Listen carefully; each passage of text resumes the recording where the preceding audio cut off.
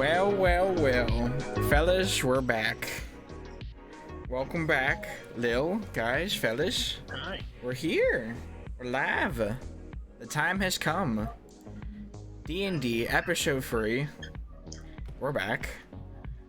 Lil, Chris, thank you guys for joining me. Hold on. We're coming. We're all coming in. Hold on a sec. Wait.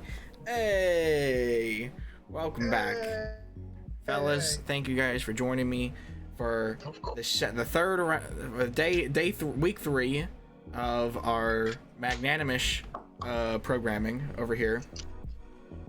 And yeah, we're back. We all here. This week's episode of the Artemis prequel trilogy. Now, hold on a sec. We got some reviews. People are saying Team Jaeger instead of Team Jet. What are we thinking? I mean, we can go to the Jaegers. I mean, that's cool too. I mean, because I don't think Jaeger's a color, but it still sounds like the way the letters are put together. You know what I'm saying? Because realistically, when you read the title, what are you gonna think? You're gonna think Jaeger, JAGR, Jet. What the fuck is Jet? What do you think? I don't know. A lot of theories out there. Like they're gonna look and be like, "Where the fuck did you get Jet from?" I don't know, man. I like it though. Picasso. Like I said, we can always name ourselves the Jaegers. It's true. What do you think, Chris? What do you think? I mean, the Aquaman. Well, I mean, I'd say we could. Yeah, honestly, I Jet is pretty cool because like Jet Black, but Jagger, you could always make the funny jokes. True. Like Jagger? Yeah, like moves like Jagger. Got the moves like Jagger. Move like Jagger. And then I am also a fan of Akame, so. Jaegers. I'm telling you, listen, the Jaegers aren't all bad people. I believe it. I believe it. I might believe it. Only like 2 or 3 out of the group. Give or take. Well, guys, we're here. Episode 3. Are we ready to get into this today? Oh, we also have the updated models. No, it's not all of us yet. It's not all of us yet, but we do have a real Avery. Avery. This is him right now. Hold on, let me zoom in and turn off the depth of field. Here's our boy with his gold. He's got a sniper rifle and a revolver and no fucking. Look at it! What? Hold on. Wait, no, why your toe was out like that? But look at this dude. Look at his shoes. Look at this dude. He ain't got no shoes on. He ain't got no shoes on. Avery has never liked shoes. He's not a fan of shoes. He ain't got no shoes on. You can't fault a man for hating shoes. Shoes are foot prisons. You know what? Shoes are foot prisons. He strikes a fair argument. Glacius here in heels. Here in like half heels. Jesus. Yeah, and I bet Glacier's gonna be complaining after walking for a few miles. Nah, you'd be surprised. He's bought heels for a lot longer than you think. Hold on. So how do you fight in a dress? It's a combat skirt. Like. I had to make the. You kind of opened the door. I raised my hand to do a high five while you did that.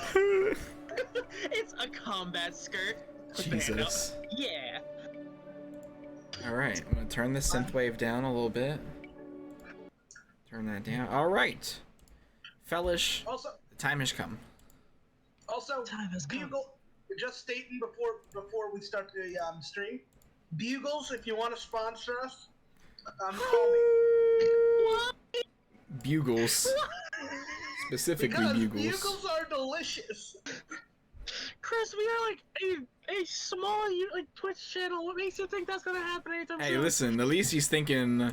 He's thinking logically. He's got the future in mind, so I mean, He's thinking about the future. You know what I'm saying? I respect it. I do respect it. I do respect it, but like, I mean, Hey, gotta have dreams, you know? Gotta have dreams. Oh, by the way, Chris, you're done. You're done.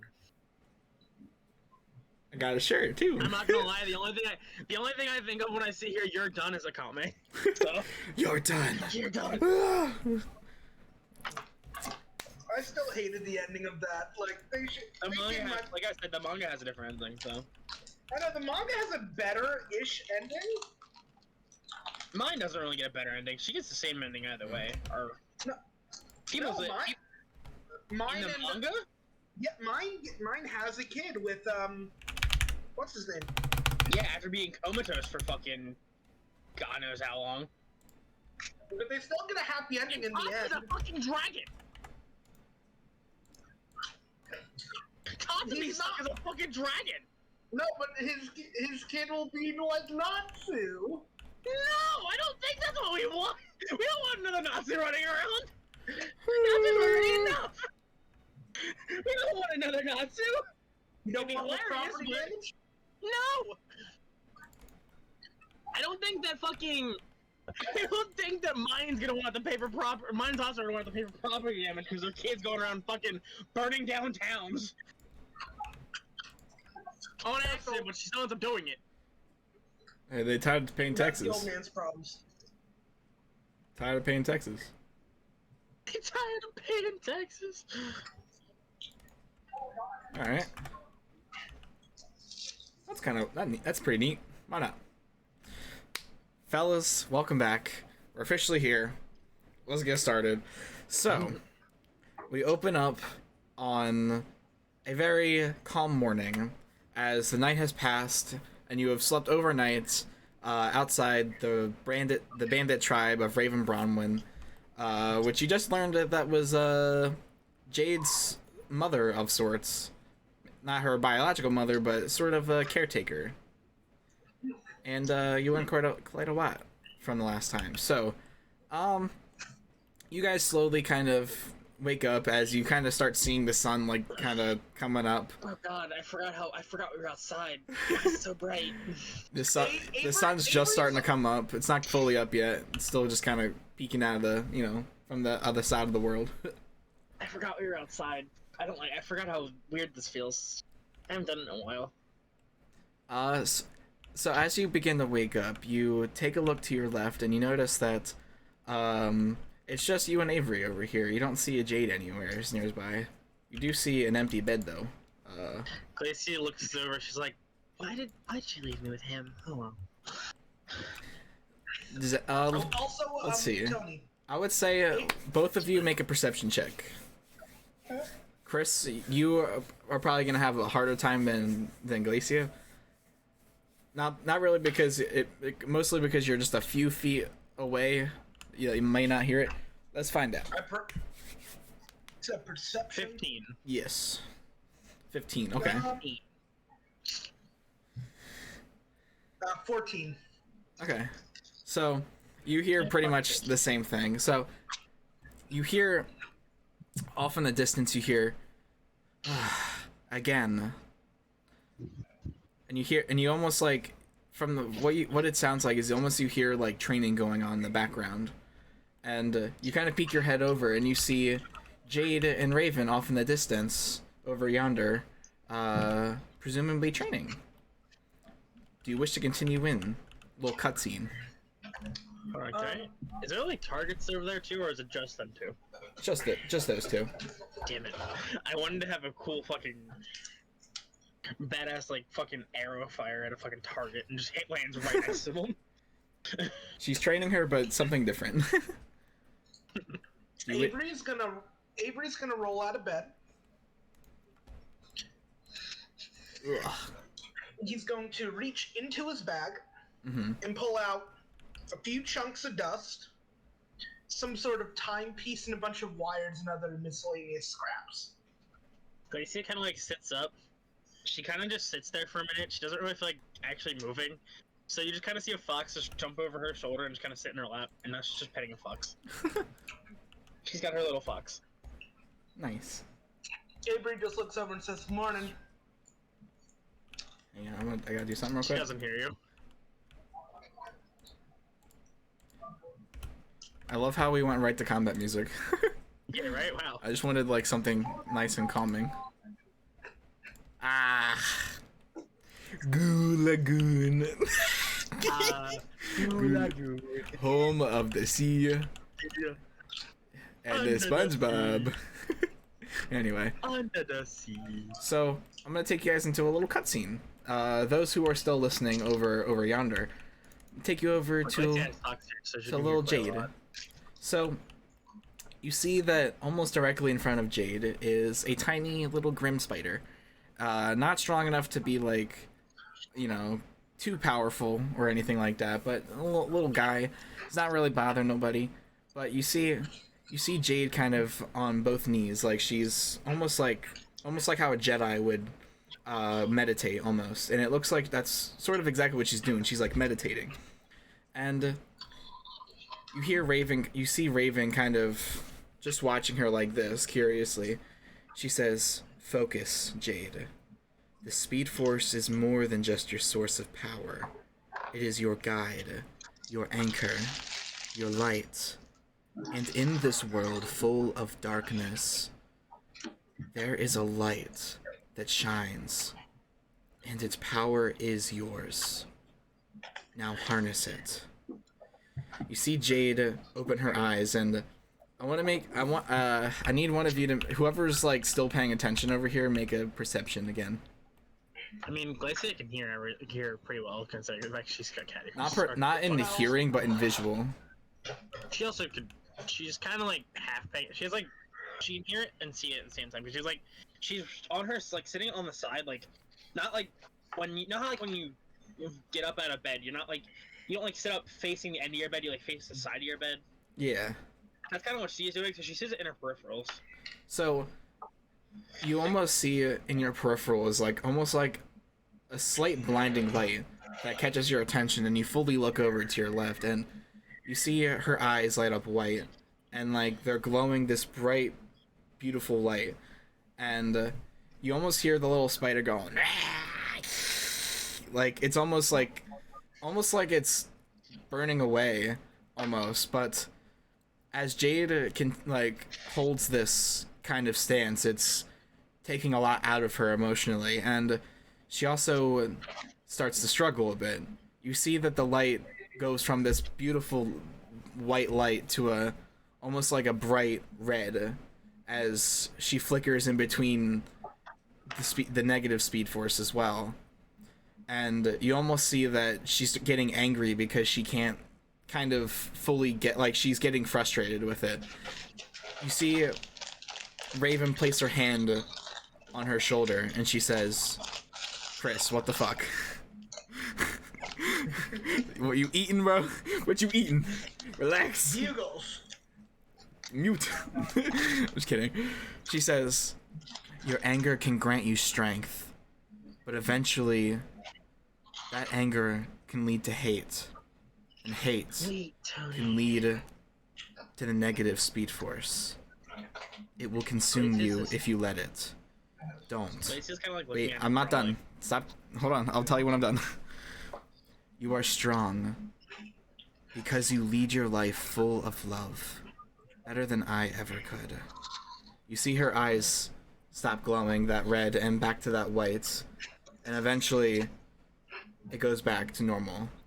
And you see that the Grim in front of her isn't complete dead as it should be, but it's completely frozen solid, of that like, of almost like glass. And you see her kind of just like, and she looks up at Raven kind of smiling with, you know, kind of like a hopeful, like, I'll get it eventually. And she says, "Well, that's a start, but you have a long road ahead of you. I think that's enough training for today." And she kind of gets up and picks up the little spider dude. She's like, "Now you're my sculpture." And she kind of picks him up, starts taking the spider back up to her little thing. You then see Jade kind of looks over and notices everyone's awake, and she speeds over to you guys and, "Hi," waving at everybody. Glacia's kind of like looking. She has like a book in front of her. You kind of see like the book open, and you kind of just hear she has like a pen, and she's just kind of drawing in her book. Mm-hmm. Avery's got like a few wires in between his teeth. He's got like his hair is a little messed up because he still has a bedhead as he's like tinkering with this strange device. It looks like it's a combination of 3 different kinds of dust with some kind of clock mechanism on it and a bunch of wires. You then see Jade kind of walk over her bed and pull out like almost like a little notebook, and she sits down on her bed and she starts going. You almost see like really fast like this like really yeah speed handwriting. She's like writing really fast into this book.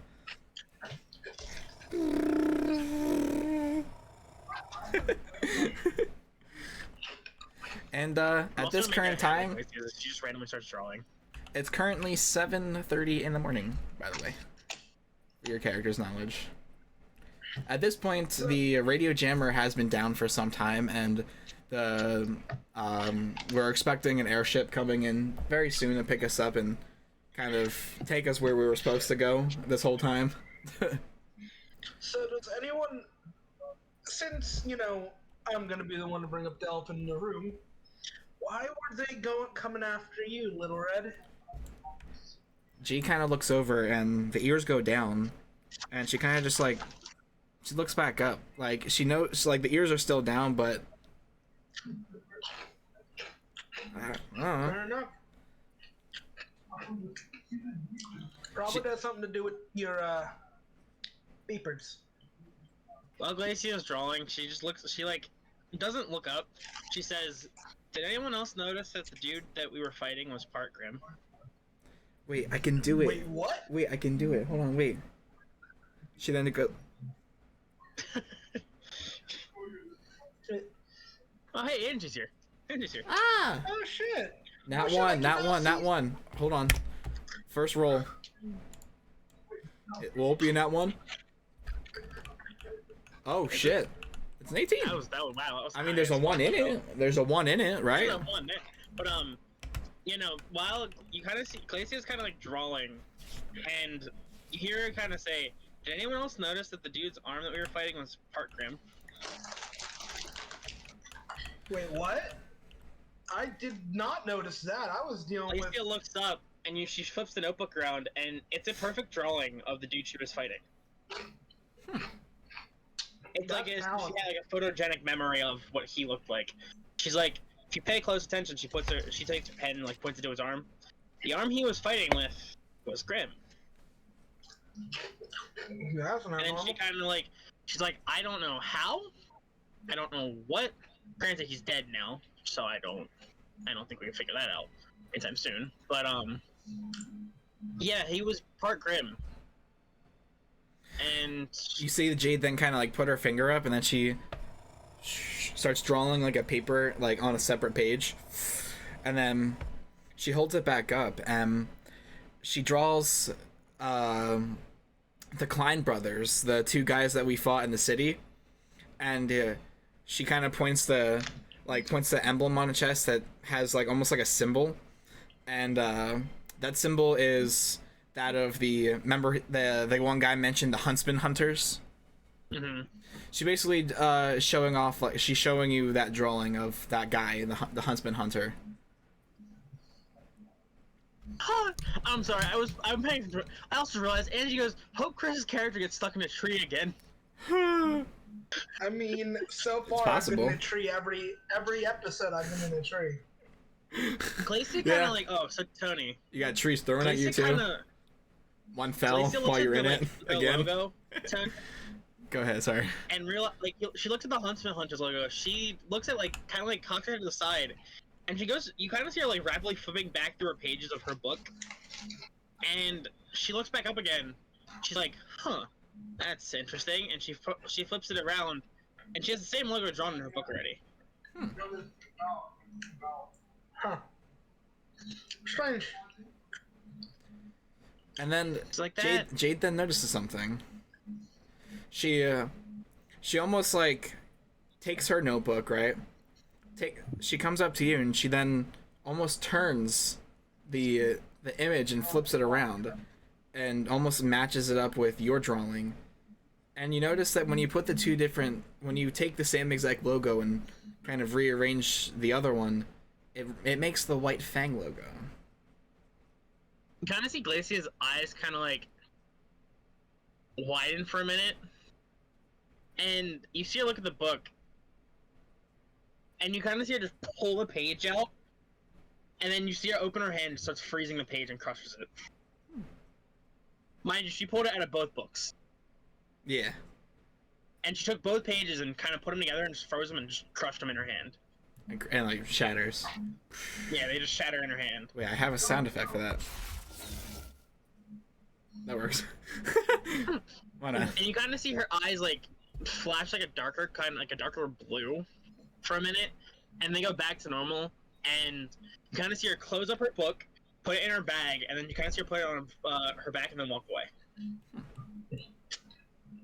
By the way, whatever happened to that dude whose legs I kind of removed? Which guy was that? Dude, he sniped the legs off of. I don't know. It was one of the dudes that we were fighting. It On the was tower? not the dude with the on the tower. Yeah, it wasn't the dude with the grim arm. It wasn't the chick who I left dead. And in she the put mirror yeah. It was I mean, the dude with the grim arm was dead. I forgot. Yeah, it was the guy that was running off. You shot him. I was like, the dude with the grim arm was dead, so. She then draws a picture of a bird, and then the guy being dragged by him, and that's symbolizing Raven dragging him off. Tony. I want both of you to make a perception check. Okay. All right. 16. Okay. 17 plus 4. So, you kind of both, when Glacio walked away, you both kind of like turned and looked at her for a minute. You kind of see her she has two like flags in her hand, and you see her kind of like look back and forth at them. You see her freeze one in her hand and it disintegrates, and you see her look at the other one. She kind of like closes her eyes and looks her head down, and then she folds it back up, and puts it in her bag. Now, Tony, She then points at she points at her from while she's not looking to Avery. I can tell you what they were, Tony. Like, add a character if you want to know what they were. Well, that's what I'm just saying. She's talking to. The two things were the original White Fang logo, like the blue one with the white like logo on it, and then the new one that Adam and Sienna had made. Interesting. Okay. Interesting. So, Avery, real quick. Yep. So you get a notification on your phone from basically from the academy, kind of like almost like a bot notification, letting you know that the airship will be here in about 15-20 minutes. Hey, Your Highness, we're wheels up in 15 to 20. You kind of see her ear like kind of poke back, like she heard you, like her right ear kind of pokes back and like she heard you, but she doesn't acknowledge it. Yeah, and see Jade's ear just kind of, because she knows eventually she may have to say goodbye to you guys, because she doesn't know if she'll actually, because like I said, we're just kind of a couple of students who just kind of ran into each other after the ship blew up. We don't know if we're gonna end up on the same team. Avery just looks at her and goes, "Aw," and just hands her a bag of cookies. And then just ruffles her ears. She then, what's it called? She just kind of plops next to you on the little fucking shitily made bed. When she sits, it kind of like, and like the one side kind of starts drooping, like sinking into the dirt. She's like, Angie goes, "Yo, who you calling your highness, homie?" Right, there's only one Your Highness you're supposed to be saying Your Highness to there, pal.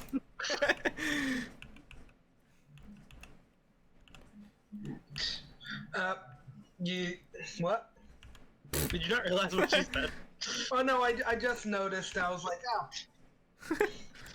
oh. But yeah, no. So like, when she sits down, she just sees Avery tinkering with this like about like fist-sized like ball of like sonic, pyro, I got and lightning in your face, my bad.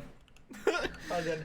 Like sonic, pyro, and earth dust. Interesting. Geodust, that's it. Geodust. And he's like, Better than calling it earth dust. yeah.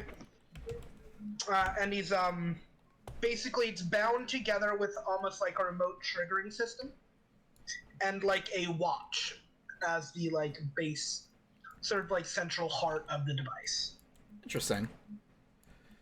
You see Raven come outside, and she says, "Well, I've got good news and bad news. Good news is, I sort of figured out what the deal with this guy is. Unfortunately, he's dead. Bad news? He killed over about an hour ago. Not really our fault. Just kind of happened. He's dead now. The blood loss? Might have been from getting shot by something. I wasn't there, so yeah, he died. He did. And whose fault is it? Exactly, no one's. She then smirks because she knows, but she's a rebellious bandit as well, so she has really no say. She's like, I don't care. Avery will remember that. I think he vibes with Raven. The fucking Life is Strange thing pops up. You won't remember that. This action will have consequences. Yeah. You then see Jay kind of look back up at Raven as she knows that eventually she's going to have to say goodbye to her, and as of recently, she and her have had mostly disagreements about her going to Haven Academy, because Raven has always taught her everything that she's ever known, and she was like, "You don't need no academy to be a huntsman." What? Insert Batman theme song for the bandit. Why? I don't know. Just insert. You're not Batman. You'll never be Batman. Okay. Well, not until the spotlight comes down.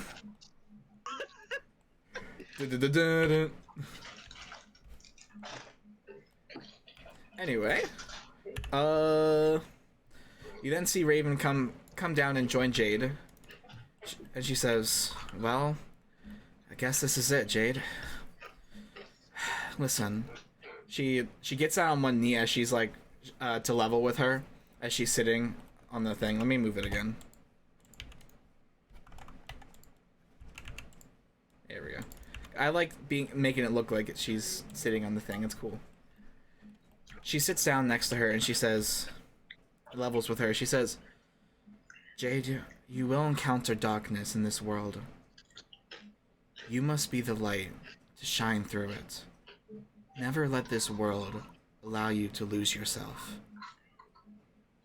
I know we've had our disagreements about going to the academy, but the truth is, you will learn more about the Speed Force than I ever could teach you. I only knew as much as your mother knew about her own powers. Just be careful." And you see her pull out of her pocket, almost like an amulet. She puts it around her neck. She says, "Be careful. Be strong. This amulet is your light home. It is your light, your map, your guiding way home. Team Stark at one point used these crystals to light our way back to one another, in case we ever lost one another." She then pulls out, almost like, do y'all remember the compass that we stole back in the beginning of the Volume 1? Oh yeah. That bit. Yeah. Actually, matter of fact, hold on. I have not been utilizing this fucking DM NPC frame real quick, so I'll show you exactly what it is. Because I forgot I still have all the item frames of all the objects on here. Yeah, that's pretty creepy. That's pretty neat. I forgot. Wow. That's Wow. Hey, that's pretty gay.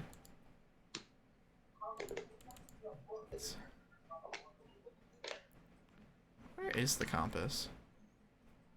This one I had it on here. What? Oh, Joe! Joe! What's up, Joe? I don't know who Joe is. Hi.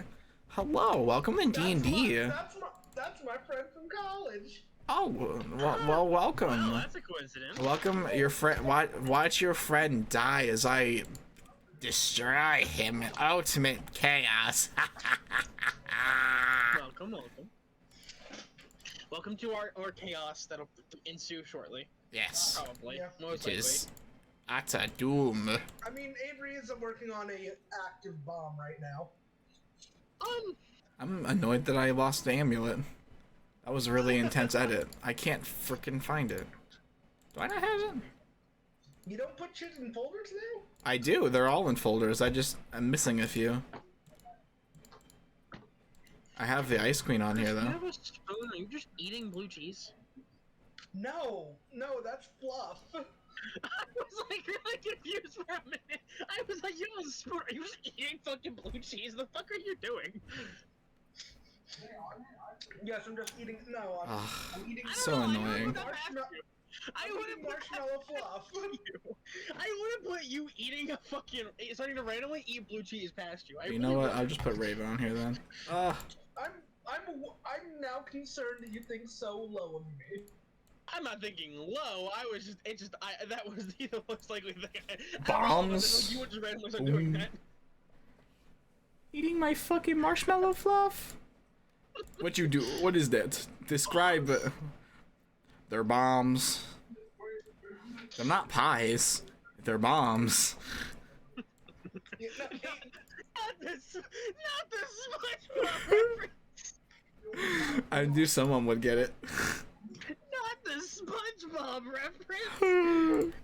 But yeah, Jesus. Avery's just sitting there like working on this explosive device. Also, So I couldn't find the amulet, but basically what you see is she pulls out an amulet that has 4 crystals around the edge. All of them are basically the colors of all of Team Stark, and all of them have a light shining in them. They're all like glowing, white, yellow. all except the white one. You know, the white one's the only one that's not glowing, but essentially it almost works the same way like a compass would work. Like the closer you are to them, the brighter it'll get. So it's essentially a compass that like the crystal itself encompasses a piece of their aura that allows them to, like, as you get closer to them, it glows brighter, and it works the same way as a compass does. Jade then points to the white crystal that used to be Summer Rose's crystal light. And then Raven kind of closes her eyes and she says, "Your mother's light has been out for a long time. One day, I'll find her." She then puts it away and she kind of messes up her hair and she's like, stop. She's like, "Come on, you have an airship to get." And she kind of picks her up and like does the little, pushes her forward kind of thing. And she kind of like next to Avery, like she's like embarrassed. Kind of see like Glacia stand up from where she was sitting. She was sitting in, like on like the stair, like on like the walkway that way. I kind of picture the stairs going downwards. Yeah, they're like stairs basically. Kind of see her stand up. You kind of see her, like, dust off her like skirt and like her jacket and all. Yeah. She's like, "You guys coming or what?" Avery just like plugs in one more wire and says, "That wouldn't explode, right? It's fine." Glacia, you hear Glacia, "If it explodes, you're paying for it." And he just puts it into his bag. This endless Mary Poppins bag. Nice. Nice, Chris. Dropping your bugles? No, I just launched my fluff across the room. Oh, nice. You then see, hold on, flying in.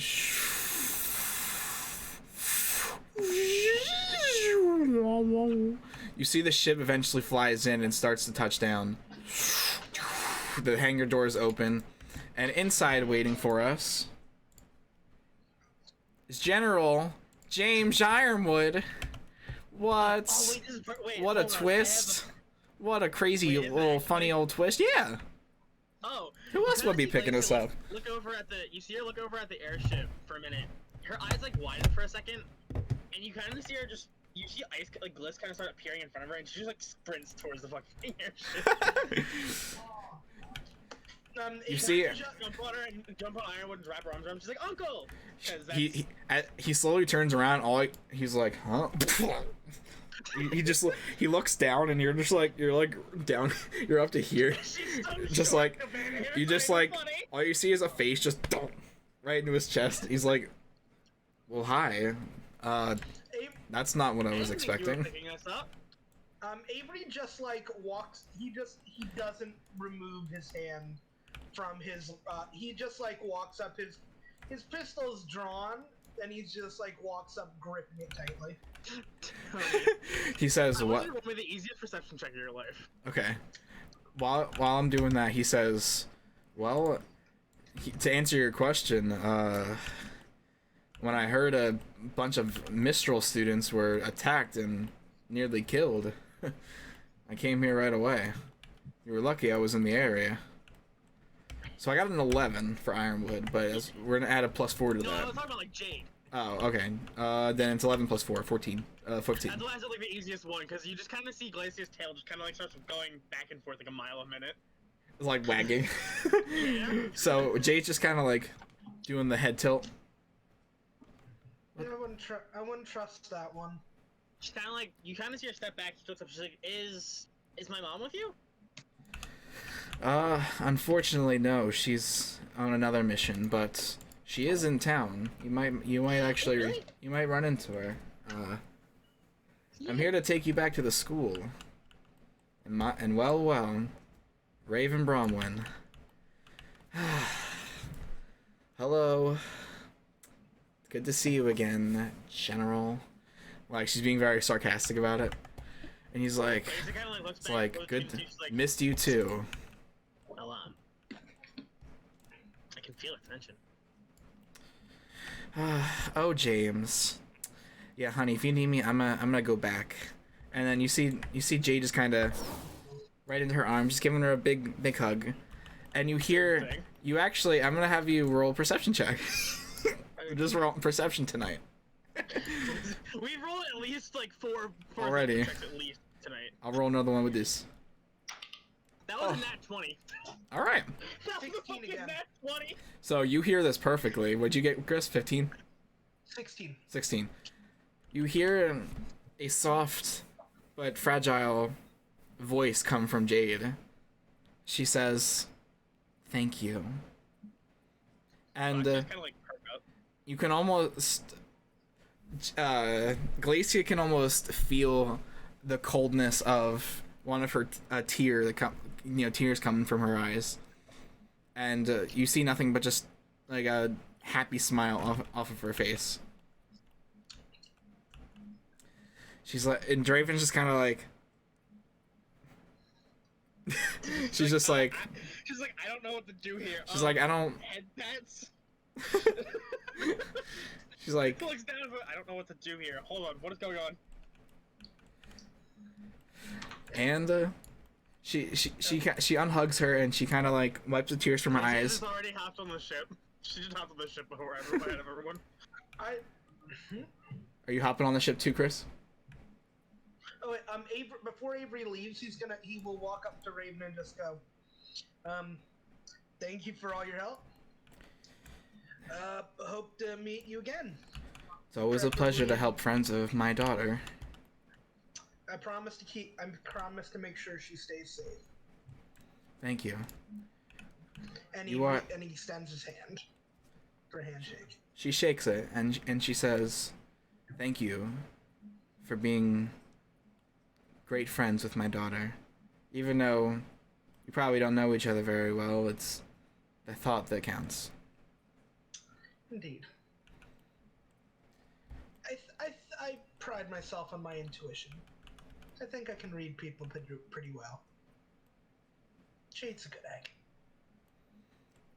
You shot a dude's legs off.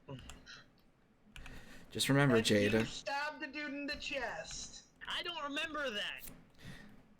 And she kind of playfully kind of shrugs Jade. She says, "And hey, kid, remember, you're fast, but not invincible. So stay out of trouble." She kind of like, you see her just kind of disappear and turn into a bird and flies away. Flies off. That's a cool magic trick. Come on, Jade, let's go. And she just grabs your hand. She grabs your hand and speeds you into the ship on purpose. Avery turns and vomits on Ironwood. He's like, it's okay. I have to wash this one anyway. The hangar doors close when the ship takes off. This is a cool ship. What do you think? I built it. I built it myself. That's pretty sick. But Avery just looks at Jade and goes, "Nice one," and gives her a fist pound. And end scene. I'm gonna pick the scene up, probably somewhere else on the map. Actually, I really just need a base real quick. You made a big ass map. I know, it's huge. Yeah. Wait, how many viewers do we have? I can't see on my end. Oh, 3. 3. Thank you, my proud viewers. Thank you for enjoying the D&D. It's a great time. We love it. It's great. Can you see who is viewing? Oh, I don't know. I can see all Sometimes. the viewers who have been here or that were. Just want to see if the beach is here. The whole stream I've been watching the 2 Is the beach here? You got Mistral. Does that mean that means we do have the beach? I found it! Oh my god, the V3 house! I thought I lost this forever! Oh wow! Yes! Alright, well it exists again. I thought I deleted it. Or I thought it got lost in the void. Who's that?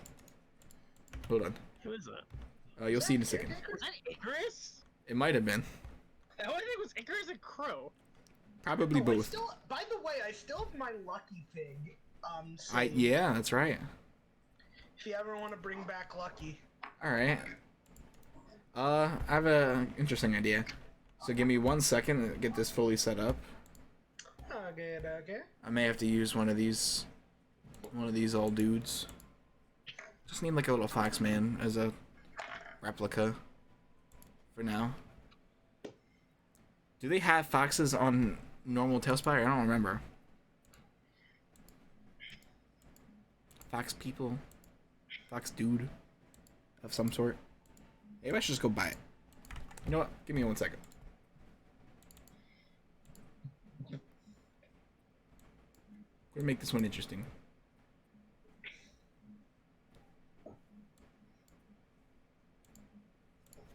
Pinned our teammate in the comment in the chat, Tony. Who? I pinned our teammate, our letters in the chat. No shit. Oh. Tony, when are you gonna make me an admin of the fucking thing? The server? No, of the stream. Oh, I could do that. I think I might be able to. Make him admin. You need to have a Twitch account, my boy. Got one of those?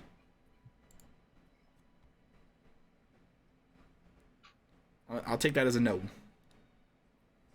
Say that again. Sorry. I said, do you? I forget. Okay, I can't make mods. I forgot this isn't my stream, so you can. I Oh. think.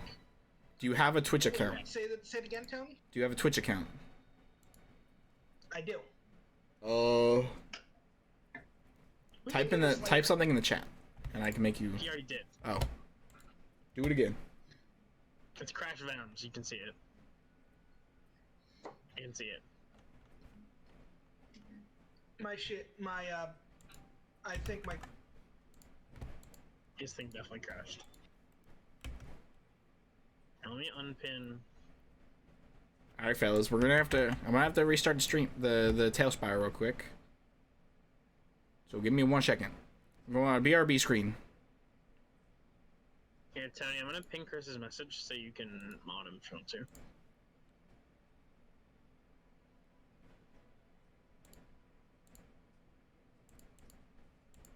Gotta restart Tailspire. What'd you say? I said I'm pinned Chris's message in Oh. the chat, so if you want You said that like 4 times, and I just did not hear you at either point. I just could not. My brain could not do it.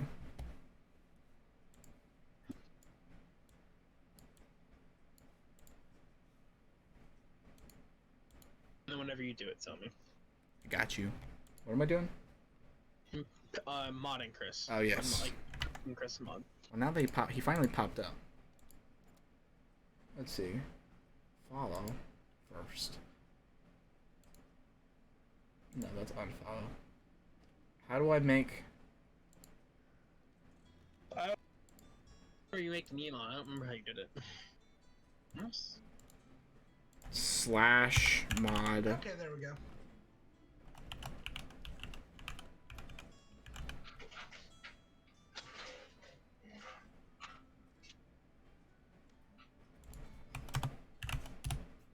Did it work? Yeah, you got it. It worked. Congratulations, You're a mod Chris. now, Chris. You are a mod. What does that mean? I don't know. You can ban people if you feel like it.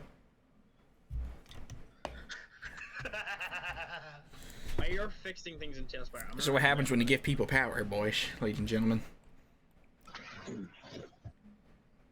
Wait, this is so wholesome. I never even thought about this. Ugh. Alright, boys, hold on a sec. Tony just got the biggest brain he's ever had.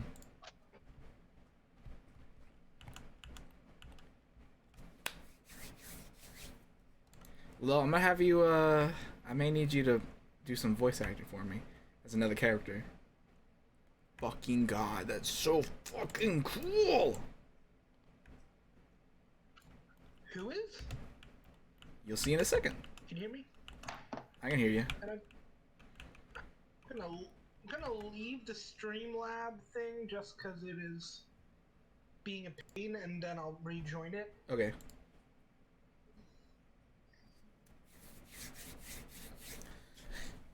Alright, fellas. Taking a quick break before Lil comes back, and we'll see you when we get there.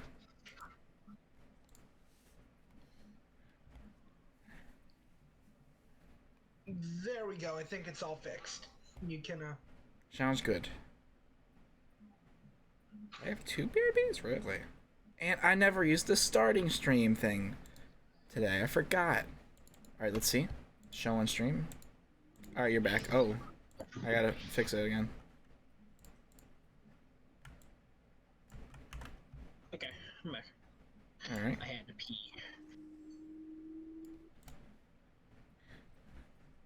Alright. We're back. Is everyone ready for this magnificentness? Alright. yeah. Nope, that's it. That's not the right one. Never make him admin. What?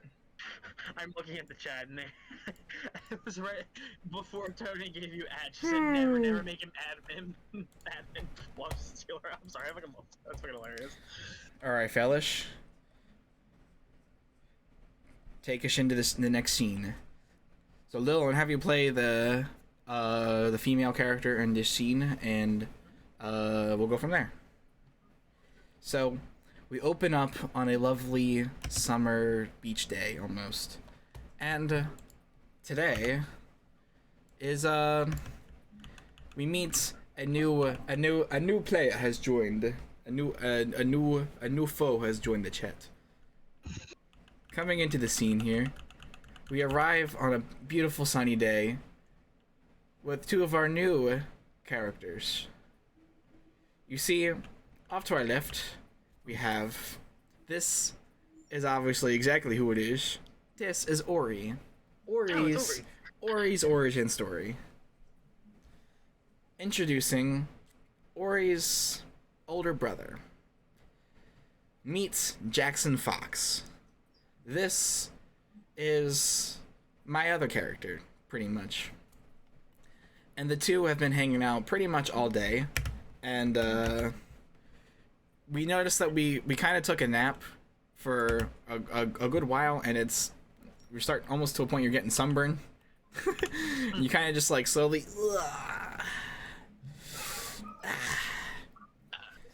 And you see him just kind of like... He's got a bag of chips in his Kinda hand. like, does Ori have a watch? I don't remember. A watch? Yeah. Yeah, she's got a watch. An Atlas She kind of watch. like looks at her watch. She like kind of like pushes him on the side. She's like, "Hey, Jax, Ugh. what time? Weren't you supposed to be getting to Academy soon?" Oh, yeah. What time is it? Like 8:30, 10 o'clock. Oh man, it's that time already. Well, sorry we spent our last day kind of being lazy. It's fine. We do everything else, so I mean.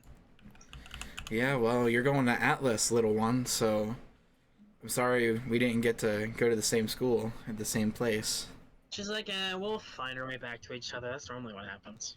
Well, I want you to take care of yourself, kid. I know I'm your older She's like, I know how brother, to take but care of myself. I know. I do worry, though. You are gonna be pretty spectacular. I don't think anyone has got anything on you over at Atlas.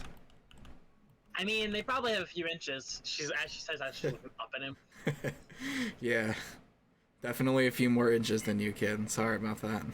That's fine. I'm used to being short. She like looks up and then looks back down at herself. She's like, I'm used to being short. I'm sure if you're gonna find your semblance anywhere, it's gonna be at Atlas. Trust me on that one. I mean, I heard most people who go to Atlas and don't have a semblance find it within their first year, so. Exactly. Well, I guess this is it, little sister. Promise me you'll call. You see her put her hands on her side. She's like, I'm gonna call you. You're not gonna get away from me that easily. Yeah.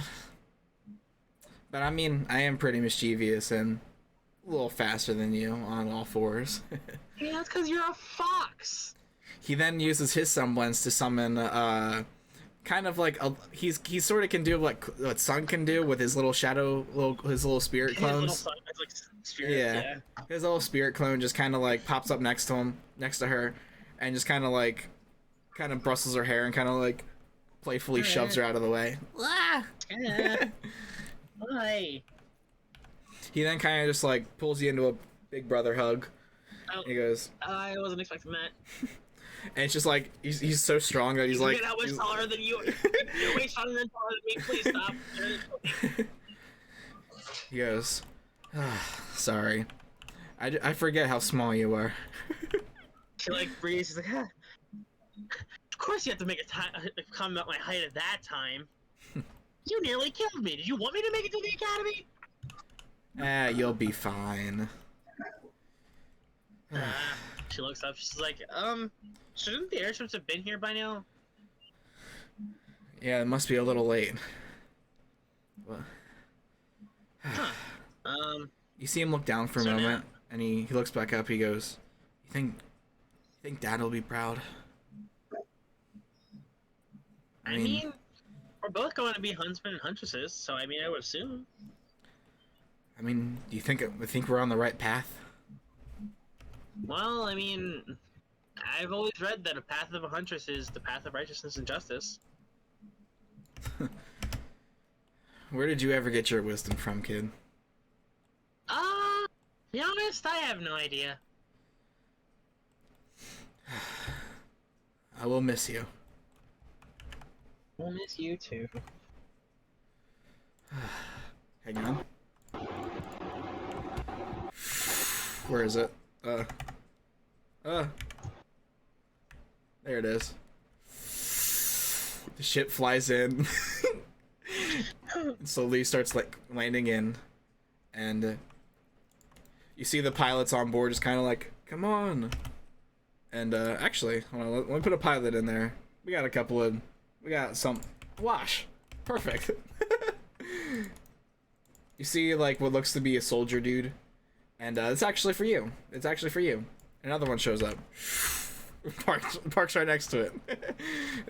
Both shuttles from both Atlas and Mistral have kind of rolled up, and you see him kind of give an elegant bow as his final departure to Ori. See you later. you see him go off into his ship, and you see you go off into yours, and you see Agent Washington. He's like, really? You're so small. What? Why does everyone comment about my height? I'm sorry. You're I'm just not that short. You're just so small. You see her kick him in the shin.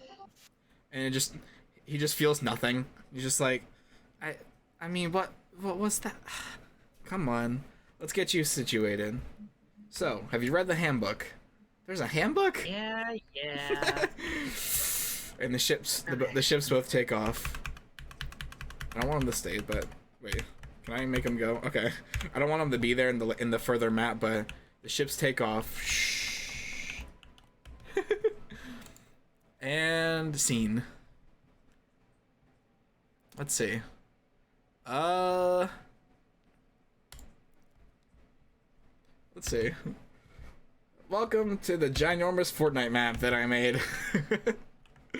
So, I'm gonna spawn a ship way up here. This is where the battle bus is flying in it. And, here we are. Let's see. We zoom in to the airship high up in the sky. And this is the actual bulkhead that was supposed to be, the one that wasn't supposed to be blown up. So we're all safe in knowing that this ship probably won't blow up too.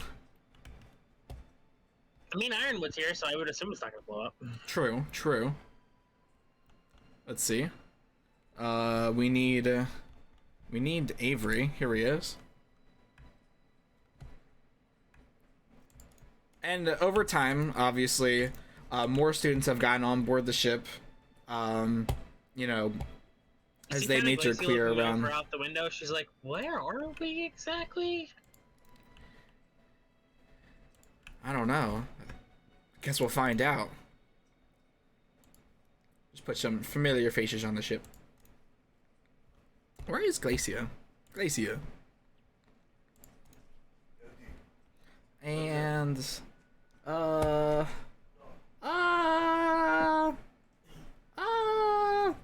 don't know. Something. My Discord's crash sounds like a skill issue.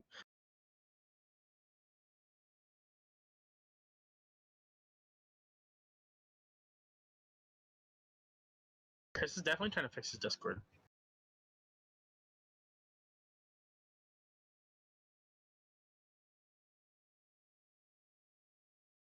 Alright, hold on 1 second. I'm just trying to put as many people in here. Kind of fill up the space. I like how we can see Chris, but we can't hear him because he's not in the Discord. Oh, he left again? He's trying. I think his Discord crashed, is what he said. Oh. Yeah, that makes sense. It happened last time. Yeah.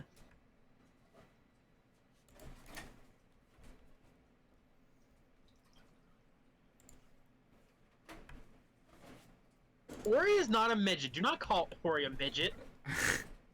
Who called that? That's not nice. That was Angie. Bruh. Why? The violation. You ain't had to do Ori like that. For real. That's a nice cameo. Alright. Little gang. Little gaggle. Is that Pyrrha?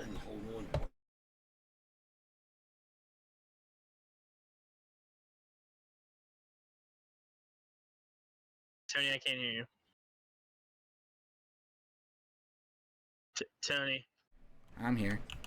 Okay, I was about to say. I'm gonna take a quick break, let the dog out, and I'll be right back.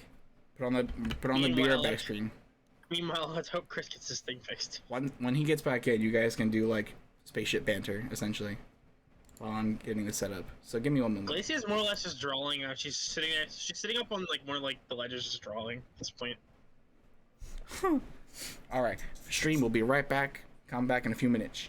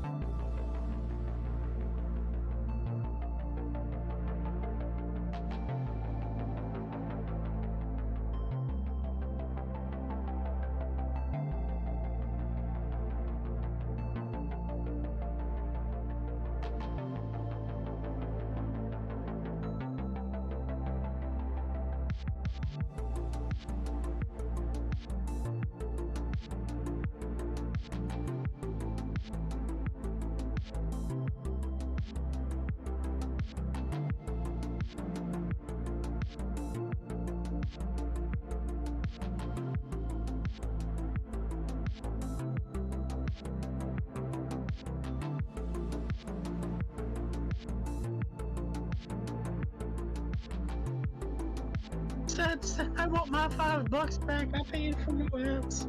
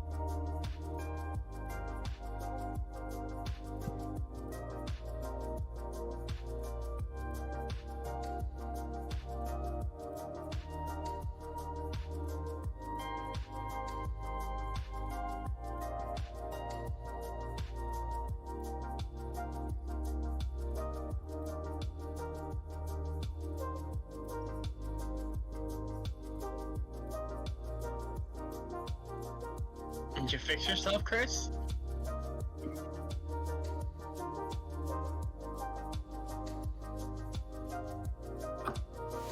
You fix everything, Chris? Yep. Good. Tony had to take code out, so we're wish winning now.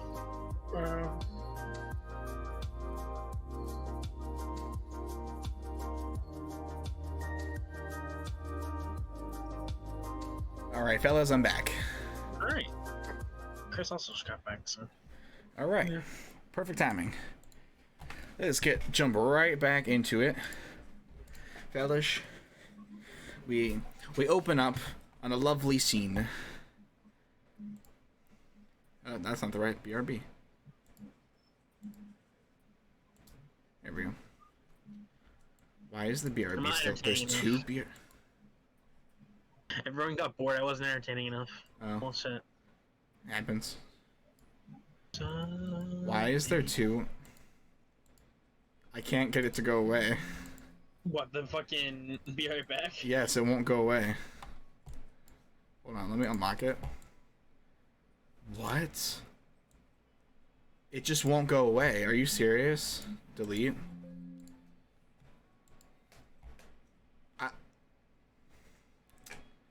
Hold on. Are you kidding me?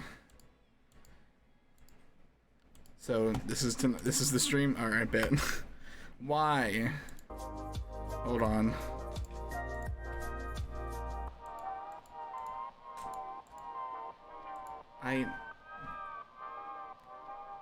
Oh, there was like 3 BRB screens up. Wow. Okay, we got it, boys. We're fine. Fixed it? I fixed it. We had 3 of them up. That's why it wouldn't go away. All right, we're back. All right. Crisis averted.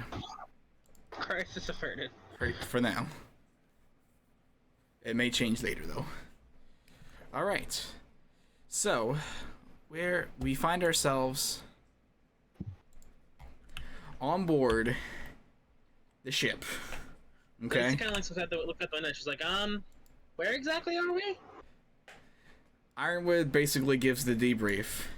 Ladies and gentlemen, today is your initiation, and it starts now. Today, you will be dropped into the Emerald Forest, and you will be tasked with hunting down and finding all 4, in terms of your teams. Once your teams are assembled, of course, you will all locate a small trinket hidden in the forest somewhere. More specifically, a toy soldier. Once you hunt down this toy soldier, you will bring it back to the cliffs for extraction. Is that clear? Glacia smirks. She's like, "Is the thing already open, Tony?" Pretty much. It's not open yet, but we're not there yet, but we're almost there. Okay. Glacia's like, "Well, I mean, I was born ready for this. I've been training for a lot. So let's go." There we go. I am ready. Yeah, hi. Let's kick some butt, boys. You then see stepping forward a man with a shiny helmet and very shiny armor, black Beskar armor. Chris, for talking, I can't hear you now. I can hear. You can hear me now. He says, I think the problem is that like trying to stream with Streamlab fucked up my computer for some reason. "Oh, you can use normal DC for now, and I'll throw your camera in. Yeah. I just have to now account for that because it's changing Lil's cam now, probably. Most I likely. imagine. Chris, you got to restart your camera. Can I move you over there? No. I can't move you back to where you were, of course. Kind of see Glacia, Why? like, she reaches down to her thighs and she puts her hands on her daggers. She pulls them out, spins them, kind of like sharpens them out. And she spins them back around and holds them reverse. She's like, "Well, let's get to it." While Chris figures his life out. I'm here. Oh, you here? Alright, hold on. Oh, No, what's you're not. happening now? You're Your loading. camera's just not showing up. It says my camera's working on my end. You may have to Unless I restart. don't see it. Walking into the view, you see this soldier. He says, "We're doing this orbital drop shock trooper style. Single file, one by one. You will jump, and you will land. You'll figure out your landing strategy. If you do not have one, there are no jetpacks." He then presses a button, and everyone just kind of, the doors open, and the airlock almost starts pulling people out. Like a few people go, "Wow, wow." And you see They she all- taps her back with her glyphs, and she puts 2 glyphs on her back, and you see wings kind of extend out of her back, and she kind of just see her let herself get, she kind of like does a salute and lets herself get pulled out the airlock. Wee, wee. I'm gonna try to see if I can fix this really quickly. I'm gonna disconnect from Discord, then reconnect. 1 second. You see people start just jumping out of the ship. You see Jade kind of walk up. She's like, okay. She kind of gets like a running start and then out the airlock. Okay, I still can't see Chris's camera, so. Yeah, Chris is fucked. I'm not even gonna worry about it for right now until he gets what he's gotta get done. They all start jumping.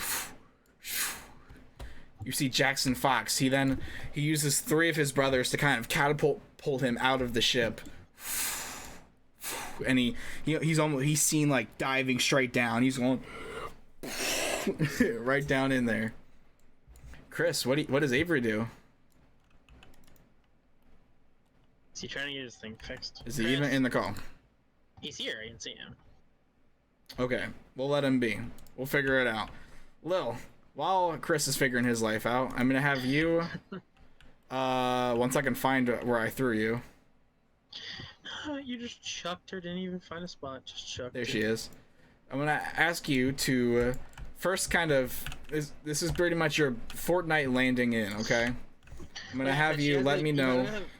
She has like little like wings extended out of her back, like they look like Nevermore wings, like just with like the glyph, like the summon style Nevermore wings Yeah. out of her back, and you kind of just see her like. She started at first she was slow descending, but you kind of saw her face herself downwards and start nose diving down. Okay. Do you have anywhere specific that you have in mind in terms of where you feel like she wants to land? On top of the biggest hill she can see. The nearest hill? Yeah. Okay. So in terms of hill, okay. So I'm gonna give you an overview of the area. This is your overview. So you have kind of mountains over here to the, we're gonna call it the north. Over here to the south, you have another set of cliffs. Pretty much right that we're basically jumping right above that. A lot of people are landing in somewhat here. Some people are heading that way. There are all kinds of areas you can land, pretty much. What's like the giant like fucking pillar at the top here? Where? Here? Like, it's like, yeah, like where I'm above mainly right now. So pretty much from what you can tell is we're dropping in over kind of like what used to be sort of similar to Mountain Glen in terms of ruins and old settlements that no longer are inhabited due to the Grim in the cities. So you pretty much all territory around looks like it's sort of in the same kind of condition. She kind of like she looks at like where the ruins are that she's like kind of up over top of, and she kind of starts falling. She lets herself not like nose dive straight down, but she starts like kind of gliding herself downwards more or less, and like kind of aiming herself going down. Straight down? Yeah, pretty much. She wants to land in general into where she's above. Okay. So you land in right here. She kind of like comes to like she comes to like a skidding stop. You see her heels kind of like start creating like little ice like behind like on her trail. Okay. And then she kind of like she extends her daggers into a sword and stabs it in the ground as she like kind of stops herself. I'm back. Hello. Welcome. Did you restart your computer? Is that what you did? No, it crashed again. Oh. So If it crashes again, Chris, you probably should just try restarting your laptop. Yeah, I just don't think I can like show my face right now because for some reason it's just annoying. Also, Yeah, Tony, off topic, it's just showing in the bottom corner. It's just showing a duplicated version of the thing. Because it's showing me now because Chris turned his camera off. Oh, I gotta fix it again. Thanks, Chris. Sorry.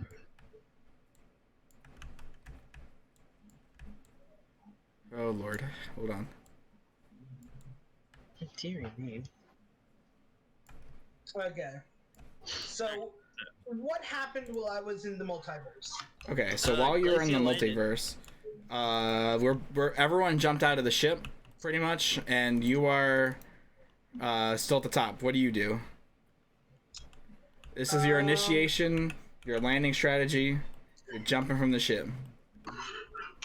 I just look behind me and go, take notes, and I angel dive and just fall back into the dive. There's no one else in the ship anymore. As you do that, hold on, I'm gonna make you hover, and then you see Ironwood and Locke approach the landing pad, the end of the drop off, and he looks down and he's like, that one is a troublemaker. He thinks he's so tough he should go after me. And they just kind of like, they giggle and they turn around and go back into the ship. The ship closes. We had our designated partners thing that we were looking for, right? Your designated what?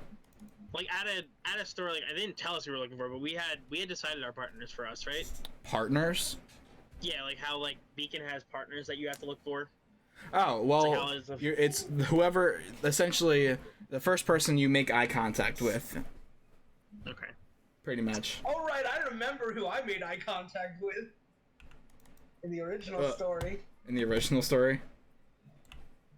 It was Glacy, I remember. Oh, shit. Yeah, it was. We'll find out. Jade. What was Jade at first? We'll see. Well, it was nobody, really. We were already a team when we started. Nah, I thought we talked about it. I thought we established that Jade and Glacy had found each other first. We'll find out. So Avery, where are you? This is your Fortnite map, buddy. This is you just dropped from the battle bus, and you're dropping in over essentially like old, essentially sort of similar to Mountain Glen with how rugged the terrain and these old settlements. You're basically dropping in over these older settlements, probably infested with Grim. Where do you want to start? Okay. The big map. I'll give you a little overview, okay? So, directly below is this ginormous, like, basically, settlement on a mountain, that has since passed. Like, it's been heavily kind of destroyed for a long time. As you're dropping in, there's a big, vasting forest that spans between this ginormous canyon. And there's another area that looks like, almost like a temple. and some sort of ancient ruins off to the northeast. And over to the west, you see a sort of tower that looks like it's pretty much like that's where you bring. This is pretty much like the finish line where you bring once you get your relic or your little figurine, you have to bring it here. And over that way is another settlement. So where does Avery drop?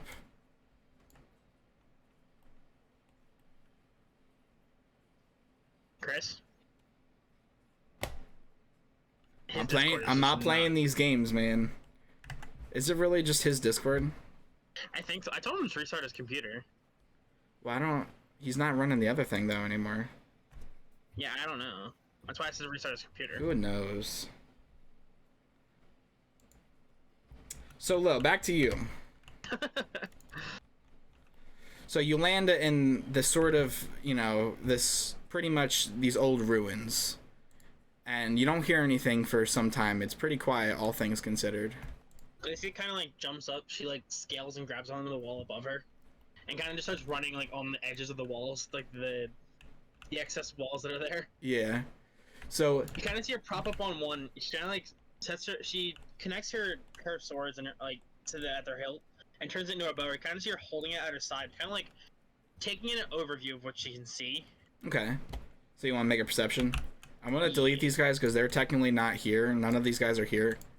They're just kind of where I dropped them off at. So you do see see people still dropping in, like pretty much at the start of a Fortnite map. You kind of hit you landed the earliest. You see people kind of still landing and flying into this kind of map essentially.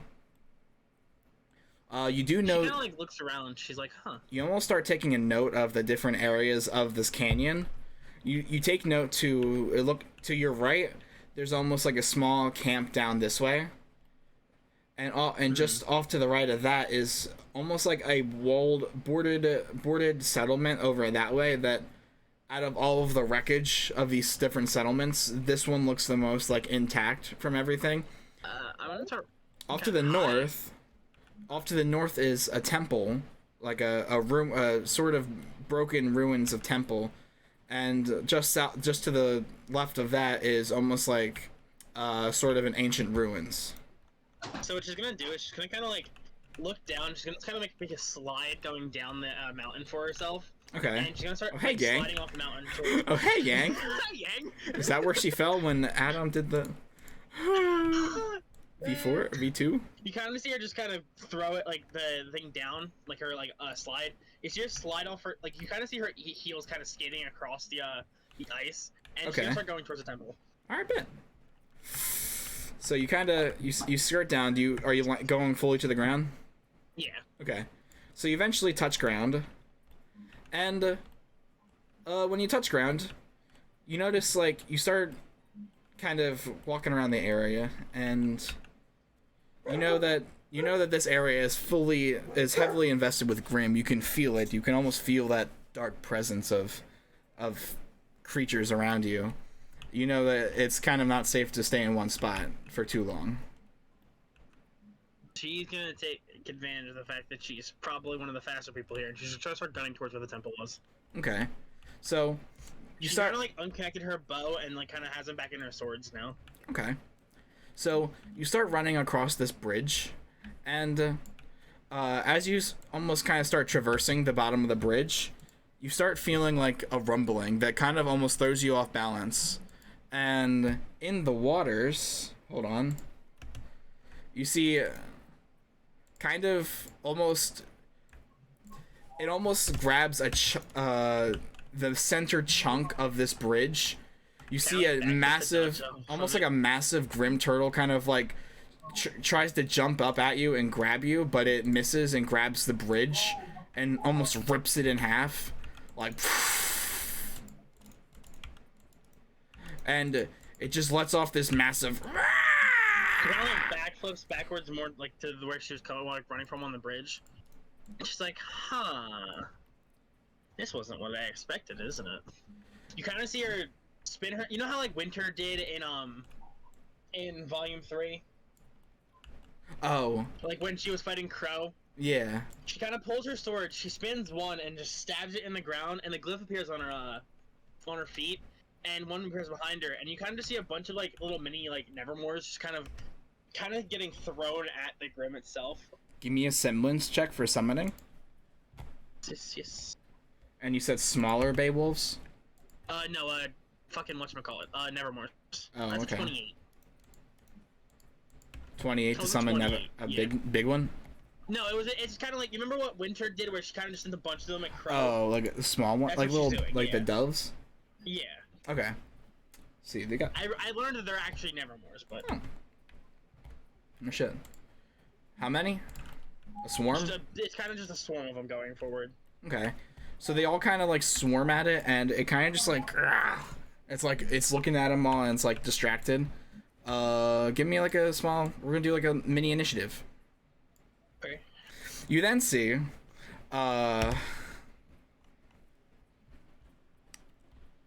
Hold on, where is it? Wrong one. You see almost like a crack of lightning kind of zap down into, you know, almost directly behind, actually striking the turtle itself, and almost like striking it, and you see leaping out of the lightning, Glacier kind of like superhero over, landing, and she kind of like looks up right at you, and you two lock eyes. She smirks. She's like, "Well, so what do you say, partner? Wanna get this done quicker?" I got you. And she kind of speeds off.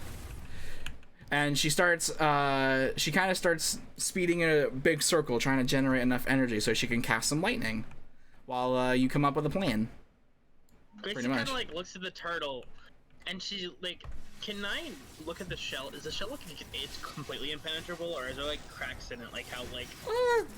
So I would say. Slots in the middle, like in between the shell. I would say its weakest points are like almost like right sort of. You see where my mouse is at?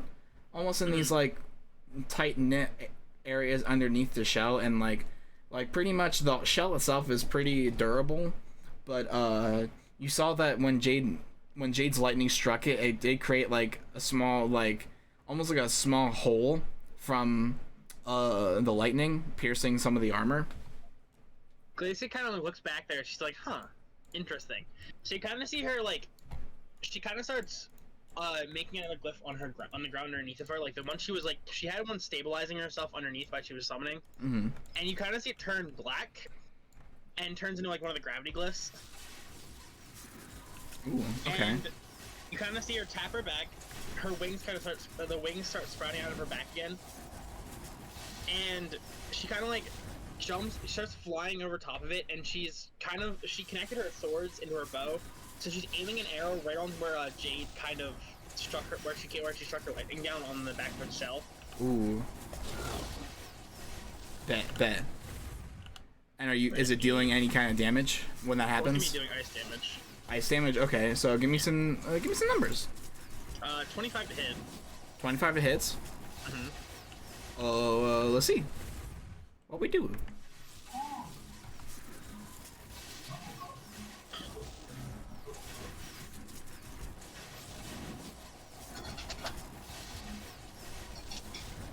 So I also rolled this 14 for damage if it does hit. Plus 4 14? more, which is, yeah, it's 18 because it was adding 4 more ice damage on top of it. Okay. You said minus 18? Yeah. Okay. Hang on.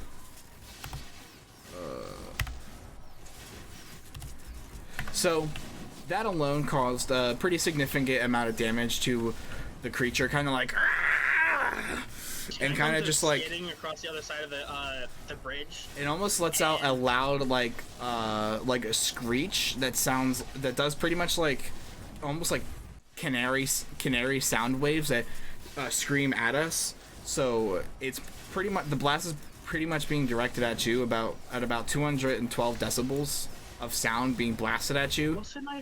Didn't I go over top of it? It's looking at you, so it doesn't matter if you're over it flying. However, it's aiming at you. It's looking direct. It's looking directly at you. I don't think you heard what I did you? If you want to explain it again, go ahead, but... Because what she was doing was she was flying over top of it in the first place to mark right where Jade hit with her arrows. On top of the shell, like right where Jade struck down the lightning on the shell of it. Okay. And she was basically, she fired the arrow and went over the other side of it. Okay, so it's on the other side. Yeah, she was on the other side of it. Okay, so it slowly turns around and then blasts you. There you go. Let's see. It's in the water. That's in that one. Well, alright. I was of an 18 AC anyway. That's okay. I could have hit him. I could have made a 20. You never know. Don't underestimate the turtle. You can't underestimate me. I might get you one of these days. I also think you like blew his head off, considering the fact that it was screaming at 212 decibels.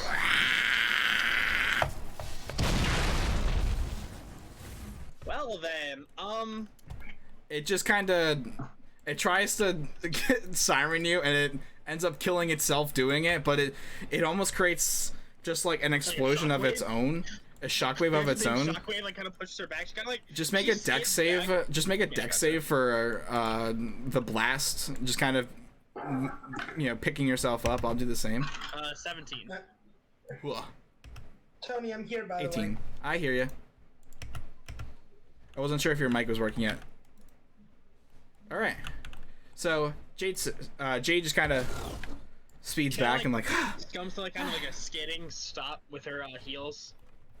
She looks over. She kind of like puts a thumbs up and she's like, "We should get going." Yeah. And speeds over to you, and she kind of just gives you like a proper handshake. She just reaches her out. She's like, "Well." And then she says, "We're partners now, aren't we?" She then points to her. She does this. She almost like Jade, and like with her voice, she says Jade. She kind of like looks. She kind of like cocks at. She's like, "Huh? So you do speak, Glacia song Shni." And she just kind of smiles, and she's like, "You notice that it's hard for her to kind of do it because of how." She like puts her hand on her head. She's like, how much she doesn't use it. Need to. You're fine. She just kind of smiles, and she's like, and she kind of just grabs and just goes. Well, she doesn't grab you. She just kind of like, you almost see her like, what the fuck's it called? She almost like skip speeds. Like she's Jesus, I love that. She skips like with the speed force pretty much. It's not like a full run, but it's like a skip, and you can make out the difference. You can tell the difference. And she's kind of like, ah. And Avery, now that hold on. My internet. Now that your internet isn't. Did you like reset your computer like I told you, Chris? No. Okay. You probably, if it does it again, Chris, restart your computer. I need to make a new Avery. Again. Put him on the ship. Alright. So, we were still at you falling. We need to figure out where you're falling on this Fortnite map. Where does Avery decide he wants to go? Does he see a building? So, he sees quite a few things. He sees a ginormous canyon, that has quite a few different remarkable locations. He's gonna look for a wooden roof. Wooden roof. Okay. So, I would say, so I want to kind of back up a little bit, give you the full terrain, although it's not the best view. But directly below, like, we're pretty much at the edge of the Fortnite map, so you're essentially, everyone jumped kind of at the very start. Like, if everyone jumped at the start of the Fortnite match, then you'd be at the back of the map. This is pretty much where we're at. As you're dropping in, you notice that there's a pretty much completely abandoned settlement below you that doesn't seem to advanced in any way, or in any way kind of useful. As you scout out toward, like, as you're kind of gliding in, you're kind of getting the overview of everything. You see off to your right, there's a small camp, almost like a little, like a little campground. There is a walled off settlement over this direction. Almost like a temple off towards this other set of mountains over here. And a set of ancient ruins off just to the left of it. And over here is pretty much the end. This is where you're supposed to bring back your your shit. So I'm gonna put lock. I'm gonna put iron blood down. I'm gonna say the temple over there. The temple is where I'll try and This temple this way? Okay. So Yep. let's glide in. Tell us about your landing strategy. You're closing in approximately 49 tiles. Tell us about your landing strategy. How do you intend to survive this landing? So I'm gonna draw my weapons, slam them together, and they turn into this massive 50 cal rifle. Oh lord. Like a Gauss cannon? Yes. So I'm like going faster and faster down, nose diving, sniper pointed forward. Mm-hmm. And I'm gonna. You're getting closer to the ground. There's a tree. You want to land in the trees? There's a beautiful tree. Avery is going to load in a thunderbolt, which at this point is like massive for 50 cal, and then I'm gonna time it so that right as the tip of the gun is about to hit the ground, he's gonna fire using all that kinetic energy to basically stop him. Bet. All right. So we should probably let's say that it's going to be like a dex, maybe dex or strength. I'm saying strength because it might be like you have to use your strength to see if like you're able to maneuver your body, but I'm also saying dex because obviously like the agility factor. So is it what, an acrobatics you'd say? I would say yeah, sort of like an acrobatics check. Cool. That is a 16 on acrobatics. A 16? Okay. So as your rifle touches the ground, you fire it. You can describe what happens next. Well, not touches, but like right before it does. Like a hair. Yeah, like a hair off the ground. Right before you almost faceplant and die. Yeah, the rifle explodes forth, and it launches me back up. I do backflip, and then I 3-point land. Alright. Give me one more acrobatics check to see if you stick the landing.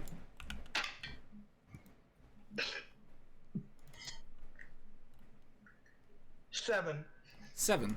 Okay. So, you kind of, as you're coming in for this landing, you kind of like, you almost make the landing, but then you kind of just like, and you kind of just like, you fall on your chest, but you totally nailed the jump, you totally nailed not dying. So you kind of just like, you almost made the jump. You almost made the landing.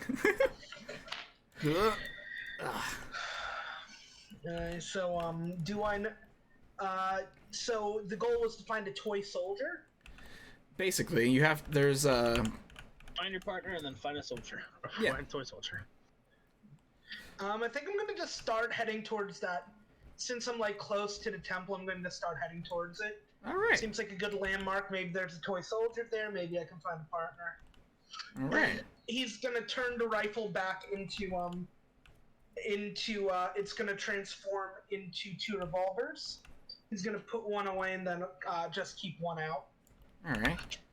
You kind of follow along this path until you kind of reach what look to be the ruins you were talking about. As you begin to enter the ruins, ooh, this is some tight music. As you enter the ruins, you start kind of searching around, and this area has been abandoned for some time. It almost looks as though this was the makings of a great kingdom at one point, but unfortunately fell short to a set of nasty grim that came through the area. I'm gonna have you make a perception check. Andy has an eyebrow slit. Is he fucking gay? Hold on a sec. We gotta zoom in a hands. No shit. Well, well, well. Zoom and enhance. Boys, we got ourselves an eyebrow slit. While he's doing that, Tony, you also. Oh, need to I fix lost the though. thing again. Yeah. I'm about to say you need to fix the camera. God. Why? The stream just stay nice for once. For one night. God damn it. I mean, last time it was good. Getting tired of this shit. What's your perception, El Chris A? Yeah, Cristo. Where we lost him? I think we lost him. Alright. Well, we know where he is. So now. we know where he is. He'll be back At least eventually. we know where he is. He'll be back. He has to restart his computer. Cause I genuinely think it's his computer. Yeah, He has to restart his computer. I just don't. That's not normal. It's not a normal Discord thing that happens. That doesn't just happen. Chris. Wait, did we get him back? We get him back. Hold on. back. Okay. I'm back. Is he back Chris, your shit. Yeah. What's your perception check? My perception check. What was I doing a perception check for? You were rolling to look around and perceive something that might be in the area.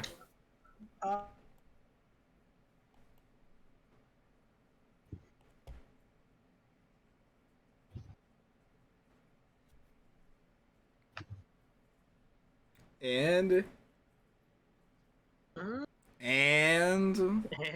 okay.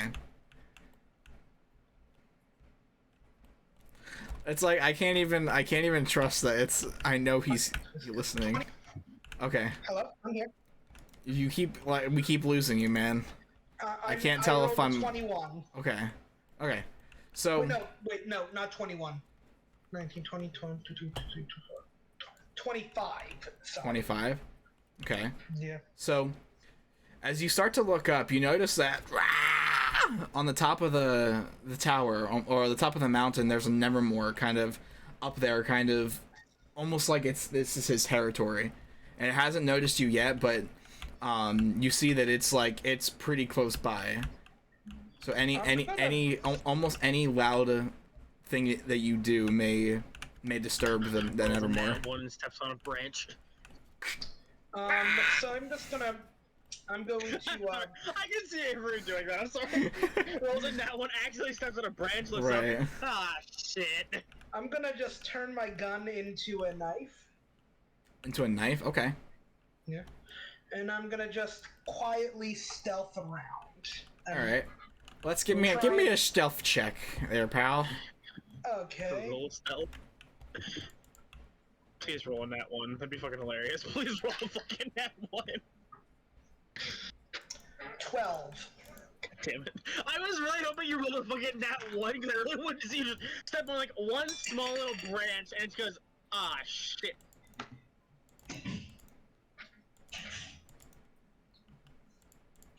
And I'm gonna just start looking for So what did you? sold I'm sorry. What'd you say that again? What'd you roll?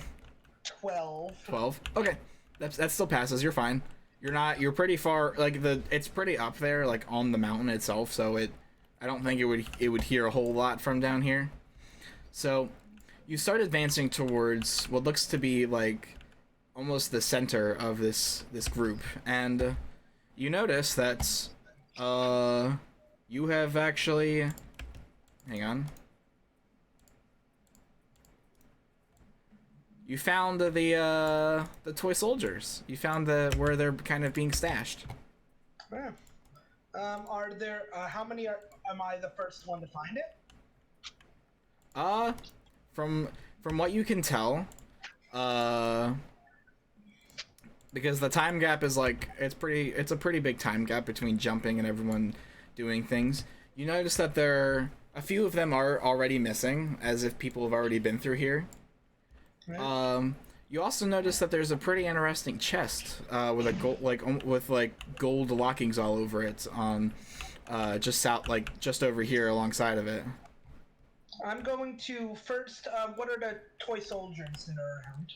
So you see that the toy soldiers are essentially like it's actually funny because they're pretty much exactly as they look. They look like little Atlas soldiers.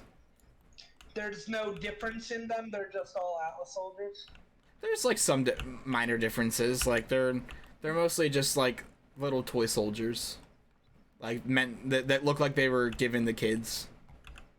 I will grab one and put it in my bag. All right.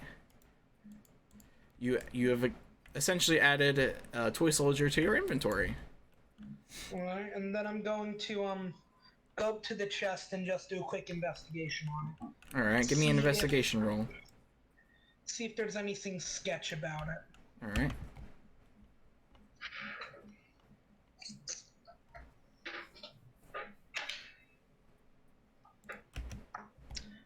20. Hang on.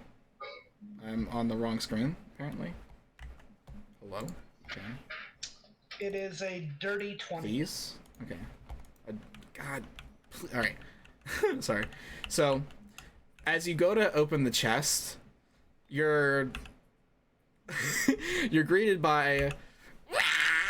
the chest opens and there's teeth in there's a tongue that comes out and it just whoosh, like the tongue wraps around your hand and starts trying to pull you in like the chest is trying to eat you. The chest was a trap. I'm just gonna fucking jam my knife directly into its mouth and try and stab it in the heart. All right. Give me a roll to hit. Cool, I'm gonna use Booming Blade on it, so it Booming deals an Blade? extra, Ooh. yeah, it deals an extra bit of damage. So roll to hit with the knifey knife is... Ooh, Avery. You also lock eyes with the green eye on the chest. And it almost like fascinates you, but you're also being, eaten by it. It's trying to eat you, but you notice it's the exact same color as your eye. So, that was 19... 25. 25? Okay. Yep. So you hit. So you kind of just you take your knife, you just you fucking jam it in, trying to find its heart, if it even has one. So that is, 6, 7, 8, 9, 10 points of stabbing damage and 8 points of thunder damage. So 18 points total, and if it moves, it takes an additional 2d8 of thunder. Okay. So as there was a little hole within the blade, there was a little hole along the fuller of the knife. Yeah. So when you stab it, it shoots in a shard of thunder dust. Okay. So as you stab it into the creature, it starts freaking out, and you've pretty much hit a really critical point on the creature. You get it exactly where you pretty much thought you were going for, and as it starts to almost like it's dies, you then start to see it start to rumble, and then starts glowing brighter and brighter. While your left arm is still locked, your other arm, having stabbed it, it looks like it's pretty much about to explode. And you then see you then feel a hand on your shoulder, pulling you out, and then you almost pulling you into a tackle, but it's getting you out of the explosion, and you then see the creature completely explodes. And the man that saved you is this dude. Hey, thanks for that. I didn't think they'd put anything next to deadly in a fucking test. Well, it wouldn't be much of a test if it wasn't. Jaxen Fox. It's nice to meet you. Avery O'Quinn. It's very good to meet you, Avery. Did me and Jay just hear the fucking explosion? It appears this is where we find our toy soldier in as it seems. Do you have where's your partner? You are the first I've met so far. Aye, same. Guess that means we're partners now. Indeed. I intend to be a soldier. I hope I will be a good partner to you in due time. I am sort of in tune with all things with the good. spirit realm and such. He uses his semblance to summon one of his brothers, and another one, and another one, and they're all, some of them are very distinctly different, as Jaxen essentially can summon not just like clones of himself, but spirits of his ancestors as well, who, you know, who were also ex-huntsmen and heroes, Cool. and they essentially help him in battle. I can do that too, and three Averys just appear behind you. Hold on, I'll put them in. Tony. Beep, beep. Hold on. All these Averys, the Council of Avery. Oh my god. Tony. Can you imagine if there was a version of Avery who's obsessed with time and has like a council of other On his own. Averys from the multiverse? God. Oh, there's definitely an Avery that has that. A council of It was the Avery. Avery that you guys killed. Hey Tony. Yeah, true. What's up? Since this is where me and Jade were going towards, can I have you guys roll perception really quickly? Sure. We hear like a in the background from the distance. Jade! It wasn't me. You don't need that many explosions! I think it came from Ow. off in the distance. Come on. Well, I would say we should probably go. Well, she Before pulls you- it, she just pulls it. Oh god! All right, Chris, you can continue what you were saying. So, where are you from? I am actually from Vacuo, so let me tell you a little bit about his backstory. So, Jaxen Fox was born in the wilds of Vacuo, a land that was harsh and unforgiving to those who did not adapt quickly. As a fox faunus, Jaxen was used to fight for survival for pretty much a young age, and pretty much he taps your forehead, and he's sharing a vision with you of his pretty much his backstory. He quickly learned how to navigate the treacherous terrain, relying on his sharp senses to avoid danger. But as he grew, Jaxen discovered that he had a unique connection to the spirit realm that set him apart from other faunus. Jaxen's parents were both powerful shamans who had taught him the ancient art of spirit summoning. They had passed down their knowledge of their abilities to their son, who quickly became a prodigy. Jaxen could summon his ancestors to fight alongside him in battle, imbuing his attacks with the powers of the spirits.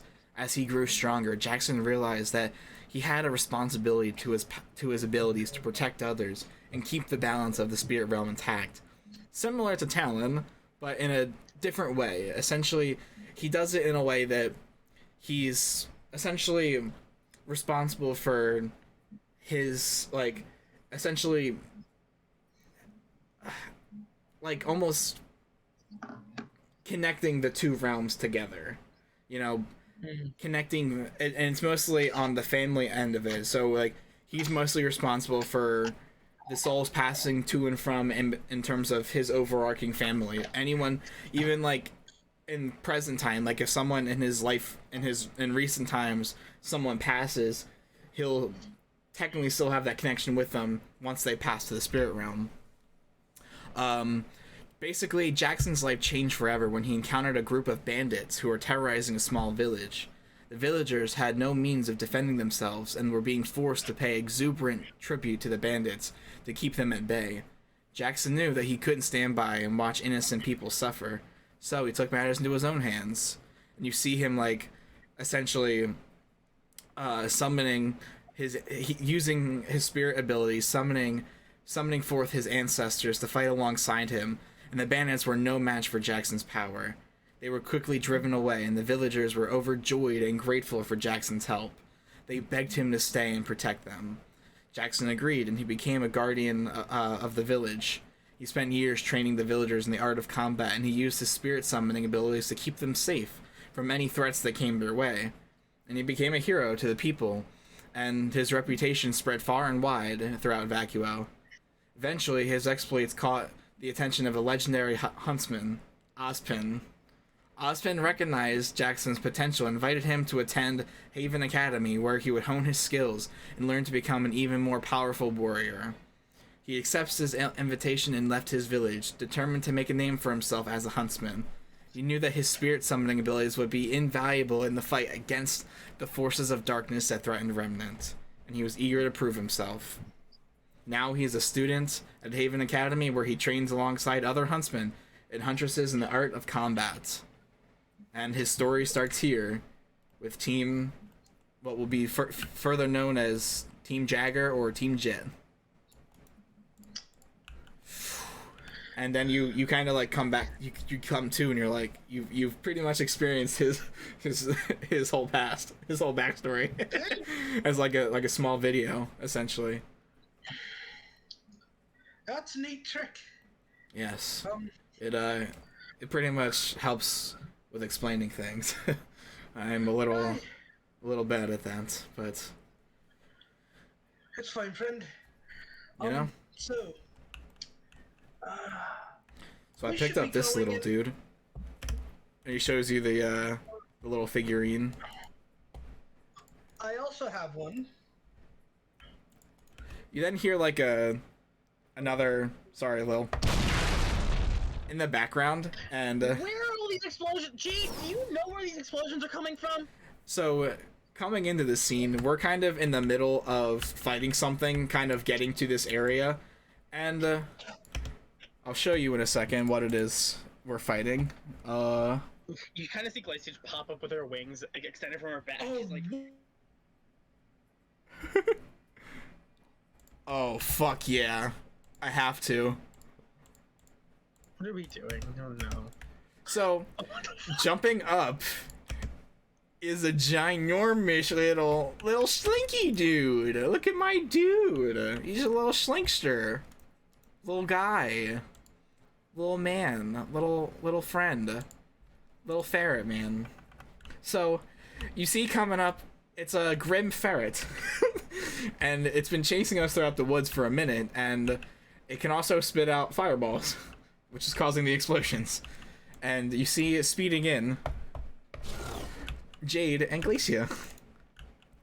And she's out of breath. She's been running for a minute. And we've been trying to figure out how to stop this thing, because it's pretty agile. It pretty much dodges a lot of our casts of things. Everyone roll for initiative. Hold on. Something. Oh no. Hang on, let me roll for both.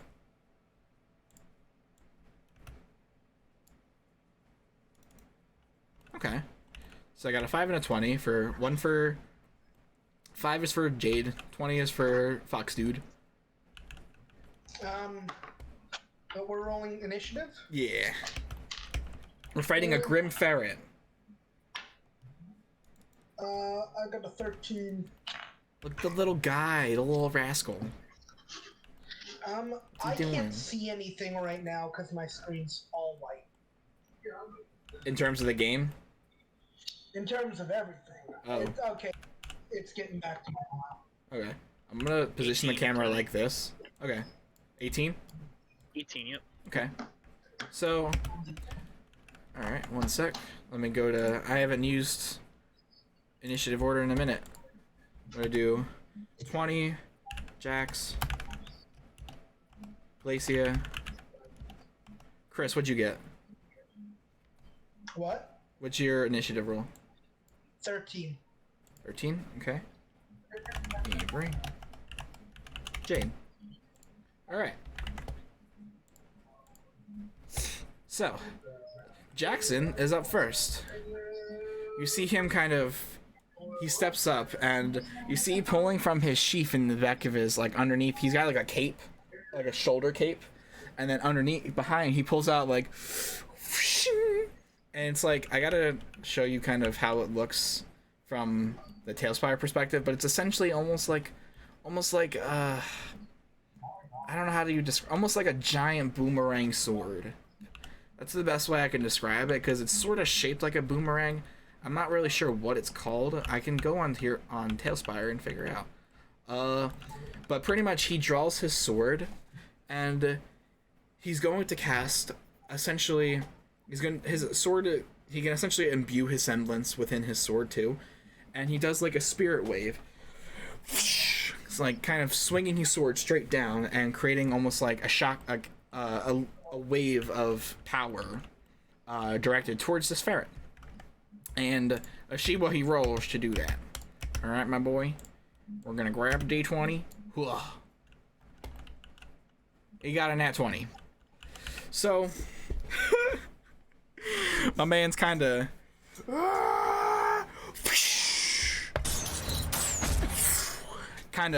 fucking sends this massive wave at this ferret, and the ferret not expecting it. The little dude's kind of like, so I feel like their personality in terms of a dark being grim, he's more of like a silly dark grim. Like, he wants to eat you, but he's doing it in a very, like, he's not very concerned about the concept of death.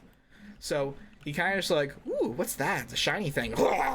He gets hit with a blast of power. I'm gonna make his health 35 here, and he's going to consume how much health? Hold on. 35. Max it out. How much damage does he do? Two of those. Ugh. Fucking cool. 2 health. So, well, you know what? Times 2. Full. So, takes 4 damage. My man, Jaxen kind of just goes, what was that?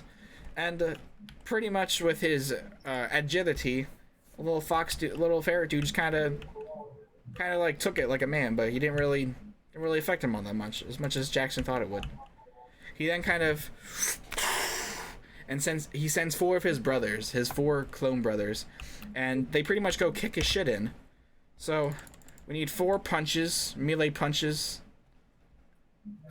That's better. So you then see 4 foxes pretty much go up and start kicking the shit out of this fucking ferret, beating the shit out of him. They pretty much start jumping him. She's like, well, it's your shot. He's all yours. He's looking at Glacia. He goes, got your back. She looks back at him. She kind of like just smirks for a minute, and team attack. So, Tony, do you remember how you said this is kind of like an alternate, like a Philip timeline of like a different sense in a way? Oh, yeah, so like it's like I said, it's the canon. It's pretty much the canon timeline that with alterations. Yeah, like with pretty much any alteration that we needed to make for the timeline, essentially. So, in this timeline, now that with the alterations to the timeline, you kind of notice Glacia's hair, like the tips of her hair, like because she has like her shoulder length hair now. Mm-hmm. You see the tips of it kind of go dark blue for a minute. Ooh, dark blue. And like I said, when she looked around and smirked, have everyone roll a perception check, actually. Obviously you see her hair, but I want to see if you see the other part of it. Perception? Yeah. At 20. Okay. So and hold on, I gotta do that was for Jax. Okay. I would say that was for Jax. 14. I'm sorry, 15. Jax notices clear as day. Jade kind of has a hard time, like not like too hard of a time, because she's just she is next to you too. Jade. Yeah, but that's why she's not a hard time. But you realize that one of her eyes turned that like dark blue, like her eyes turned dark blue again. Ooh. And she smirks and she's like, "Oh please, this is nothing." She looks at Jade. She's like, "You can travel through lightning, right?" Yeah. You kind of see her. The time, I'm ready. You kind of see her pull out her bow. You see her load up an arrow, and the glyph on the front turns yellow. Ooh. And she's like, "Your turn, Kitty Cat," and she fires the arrow at the Grim. All right, hold on, I got your sound effect. And then, oh, that's I forgot I got Star Wars sounds on here too.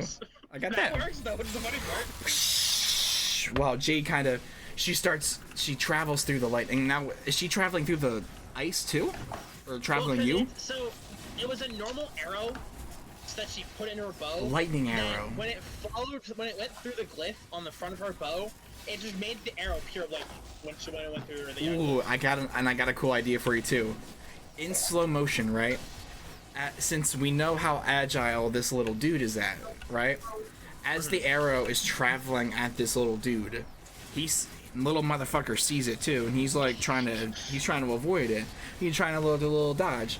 So then Jade pulls a Justice League flash, and as she starts running, she starts following the arrow, and she kind of like jumps up and goes, just that slight readjustment, Just and then slightly readjusts the arrow.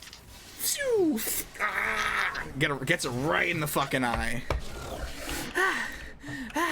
Yeah, she's like, oh my god, I did it. Did you see that? That was so cool. Glacia, well, Glacia with a question mark at the end, because you guys don't know exactly what it is yet. You guys just know she's got the dark blue eyes and part of her hair turning blue. You hear her chuckle. She's like, "You're getting the hang of that, kitty cat, aren't you?" So something about Koyuki and Tony is, you know how like we said like that. It's not like we're changing the timeline. It's just making the alterations we needed to, right? Yeah. The difference is Koyuki never really changed. She's lived through both timelines. Oh, wait. So is this future? Like, is this her re-experiencing the timeline again? Koyuki's basically going back in time to the Glacia of our first year. Ooh. And trying to bond with her quicker. This is why she's why she's coming out so much. But does she have ulterior motives? No. Ooh. She has the motives of just trying to make this Glacia stronger than the one she is in the future.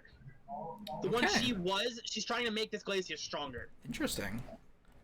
So that's why when she looks at Jade, so this happened like pretty much her going into Underworld, maybe, because then she wouldn't really have Koyuki there. Yeah, right? Koyuki's a whole different entity in her mind. So she kind of the Underworld takes her control of her mind.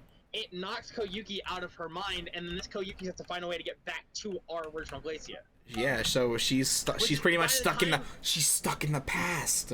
By the time that's so fucking brilliant. 4 characters get out of Underworld, this Koyuki will have gone through this entire timeline up until where we are now, and then they'll rejoin together. Fucking brain blast idea. Hear me out. Not now, but later maybe. This Jade, has to help her get back to the future. There you go. Which is probably gonna be like once we get through the. Which would be so. She has to get. Fucking cool. Can you imagine everybody meeting, like, present or like past Jade? Our past selves meeting, like our present selves quiet, meeting past Jade. Still quiet Jade, still quiet, doesn't really talk a whole lot Jade, and then like her probably meeting her future self. That's why. So what Glacia does, I'm a genius, bro. I know all that. Koyuki walks up to Jade and she kind of like ruffles her hair and says, "You're getting better at that, kitty cat. You'll be perfectly like that. No, we'll be perfect with that in no time." You just see she like blushes and smiles, and she's like really she's just happy. So did she realize that her eyes are different color? So she then you then see her ears kind of like she definitely she almost squints because she's like she doesn't do anything, but she can tell. You can see that she can tell. You realize when she blinks, her eyes go back to her pale blue instead of the dark blue, and her hair starts to turn back to white. Dead? Yeah, it is. Oh, you guys cut out when you killed it. You see Jade just kind of pull out her scroll, and she goes, "So cool," and she starts like. Lacey kind of looks back. She's like, "Well, that seemed to go better." You see her turn around and pull like the soldier towards her. Well, Tony. Hi. Can I just quickly look up to where I saw the Nevermore? Sure. Oh yeah. By the way, that's a great point, Chris. Ever since we started fighting, Avery turns around, and the Nevermore is like got its eyes on you, like it's watching you, almost as if it's waiting to see whether or not the prey like this down here will finish you guys off. But it's almost like it's waiting its turn. Ooh. I just figure out the most big brain play. Huh? Is the ferret dead? I'm gonna the ferret is not dead. It got it in its eye. It's not dead yet. Oh, we killed it. It's got 3 health. It's almost dead. So remember how I was saying that Koyuki is future like the original, the normal Koyuki from our normal timeline? Sure. Remember, so Yeah. remember how I told you her whole point is that she's trying to make this Glacia stronger and bond with her quicker. Yeah. You noticed that while everyone was talking, you realized the Nevermore kind of got its feet frozen solid up on the hill. It's not hurt, it's just its feet are frozen solid on the hill. Interesting. Alright. So do we want to kill this thing now? It is Avery's turn. Avery? You didn't see... You see Jay kind of turn to Avery and goes, "All you, boss." Or whatever. All you boss are whatever. And then Jade also picks up the little toy soldier and she goes, she starts playing with it.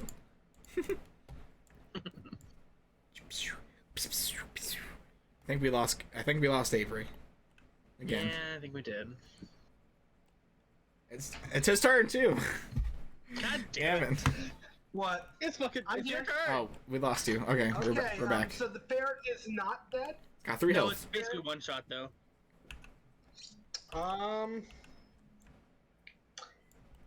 Avery's just gonna bonus action. Since he's got a free bonus act, he's got a little bonus action. Actually, wait, if it is... Avery's just gonna use his semblance as part of his attack because he has his eye on the Nevermore. Okay. So, for the semblance, just a glass image of him appears next to the ferret and pushes it off. Pushes it off the cliff. Or whatever it's standing on. So it's standing, so it would probably fall about like maybe, I'd say like maybe 10 feet down below, down the stairs. Just stiff arms it off of the fucking... Alright, bet. Hold up. Let me get another Avery. Just stiff arms it Get off one of your brothers. There's a way to duplicate. Hold on, there's a way to duplicate. I forget. I'm sorry, I can just see the clone Avery just walking up to the fucking thing and just stiff arming it and just pushing it off of the fucking... Like, so Just like, go. rolled a hit, Chris. Hope we don't lose him again. I'll roll for him. I rolled for him. 8. 8 plus what, Chris? 8 plus what? Oh. Hello? Roll to hit. Roll to hit. Roll to hit. God damn it. Hurry. I'm here. Roll to hit, god damn it. Roll Roll to hit. to hit. Roll a hit. What is it? This is gonna be what? My, what stat am I using here? Just you rolling to hit in general. If you're using, if it's a strength, if you're pushing it. Strength, that is, 17. Oh. Alright. Just fucking just stiff arms it off of the fucking edge. You see it lands and actually snaps its neck on the Oh, Jesus Christ. on the rock here, and it just kind of fizzles out like a normal Grim would. Just fucking stiff armed it. And then, as still a part of my Jay just kind of like, the sorry, other ferret. You were really cool. The other two glass models with me are picking up a rock, and I'm gonna use catapult since it has a range of 120 feet. And we're just gonna pick up one of the pedestals and launch it directly at The Nevermore. Stuck Alright. in place. Yeah, it throws up to 120 feet away. Okay. No, God damn it. I need to get used to using this again. I should really fucking charge my tablet so I can use. I love how it's like we have just such the most innocent music playing. Right, hold on, I got you, Chris. Yeah, we really had... The audience don't hear shit. Sorry, guys. Copyright and all that. Kinda lame. But I also want the audio for later. make some content with it. Maybe. I just wanted. Aha. Here you go, Krish. Yeah, so the thing needs to make a Dex 16 saving throw, and I'm hoping. What now? I'm hoping a Dex 17 saving throw. Okay. Let me. A Dex 17 saving throw, and I'm hoping it has disadvantage because it's frozen to the fucking ground. I would say its So feet are frozen, target. so it can't dodge in any way. Its feet are just stuck to its feet are stuck to the fucking wall. It doesn't realize it yet. Which is why it's still probably should roll with disadvantage because it doesn't realize its feet are stuck. Yeah. Does a 3 work? A 3 does not work. Okay.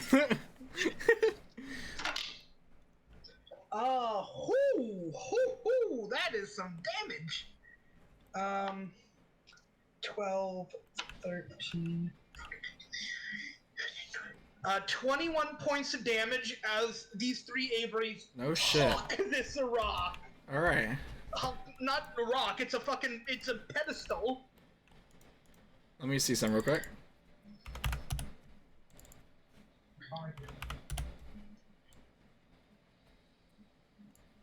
Alright.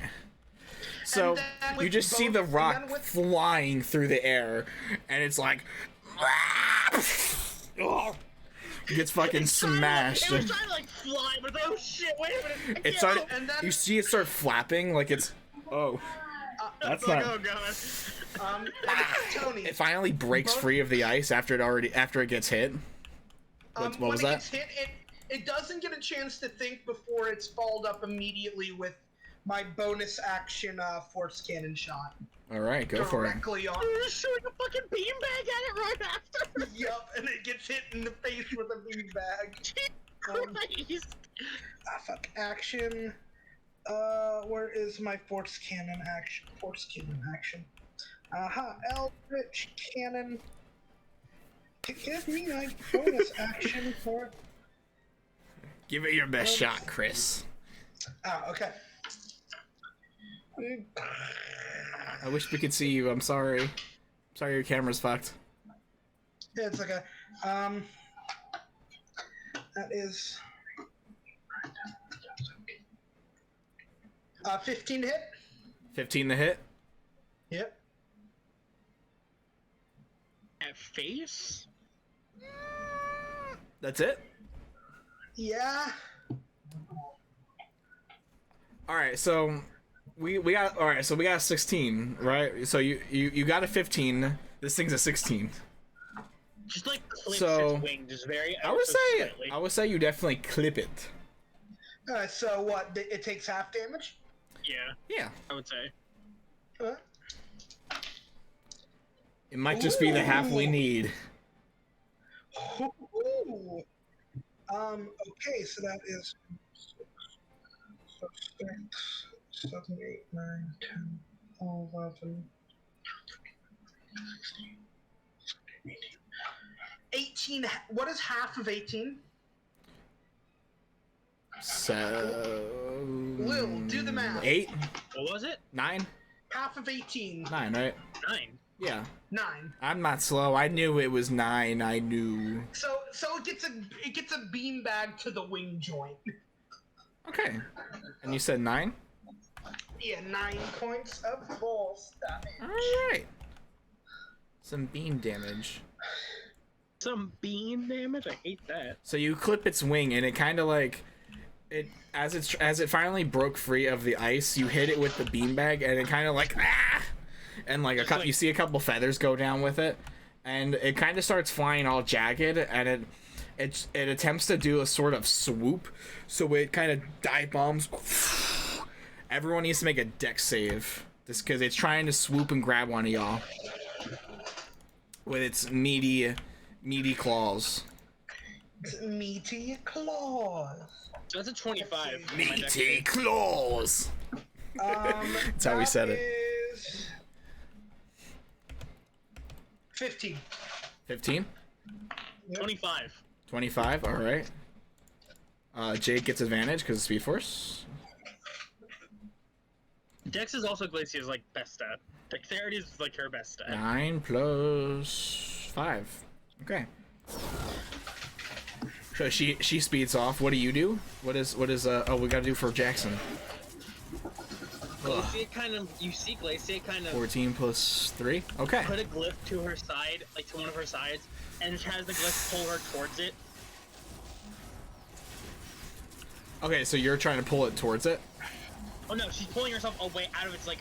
Oh, okay. She put a glyph on one of the walls and just pulled herself towards the glyph that she put on. The two Averys basically pushed original Avery out the way. Okay. So they push Avery out of the way, but these two, one of these two other Averys gets grabbed by the thing, thinking it's the real Avery. Oh no. When it gets grabbed, it shatters. Hold up. The cloak. What the fuck? It got stuck in the. It literally got stuck. I had to spawn a new one. Go ahead. As it grabs one of the Averys, it gets It shatters. The Avery shatters, and it takes 8 damage. Okay. Nice. It's whenever a clone shatters, it's a D8, and I rolled an 8 on a D8, so it shatters and basically just shards cut up whatever it was grabbing it with. Oh lord, I broke it again.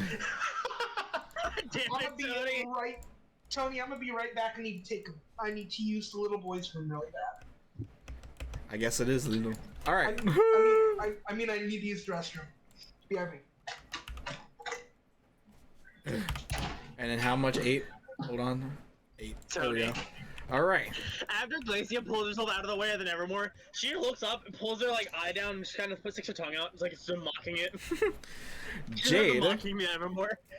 You see Jada kind of. She starts staring at this bird, and she's like, just like Mom taught me. You hear her say this, and it's the first few times she's really embracing using her voice, which, like I said, well, I know it's early in the timeline, but there is a reason that we'll find out later in the story. But so you see her kind of close her eyes, and she kind of puts her hands together. The creature kind of starts swinging back around, loosening some of the glass shards in its foot, and then it swoops down again, coming directly at Jade. You see... Yeah, I start playing Indomitable. Hold on. Dude, you read my fucking mind. Wait, there's something else. It's literally Ruby's song for when she's fucking petrifying a Leviathan. I got you. You petrified a Leviathan after diving down the barrel of a cannon. That is still one of my favorite lines from Red in the entire show.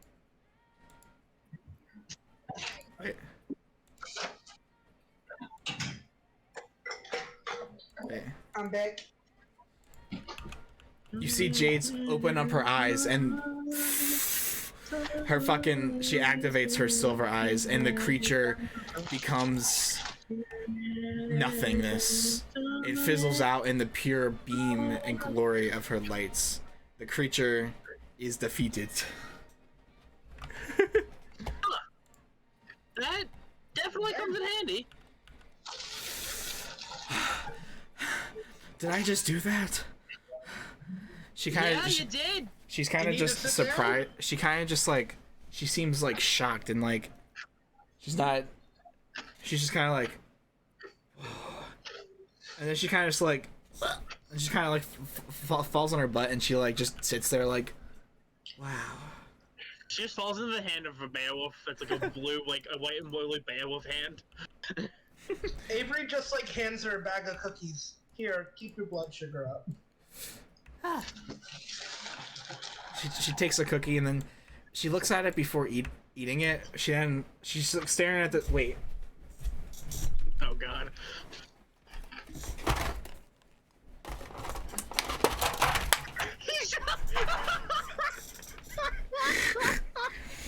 Only you! I don't. It's just the one. It's just the fucking one. There's only one of these. There's only one of them? I only they sold one in a, you can buy one for 99 cents, so I did. She looks at the cookie before eating it. She smiles at it. Because she knows that not only will she continue getting cookies while being on this cool ass team, she knows that she has a team full of people who are pretty cool.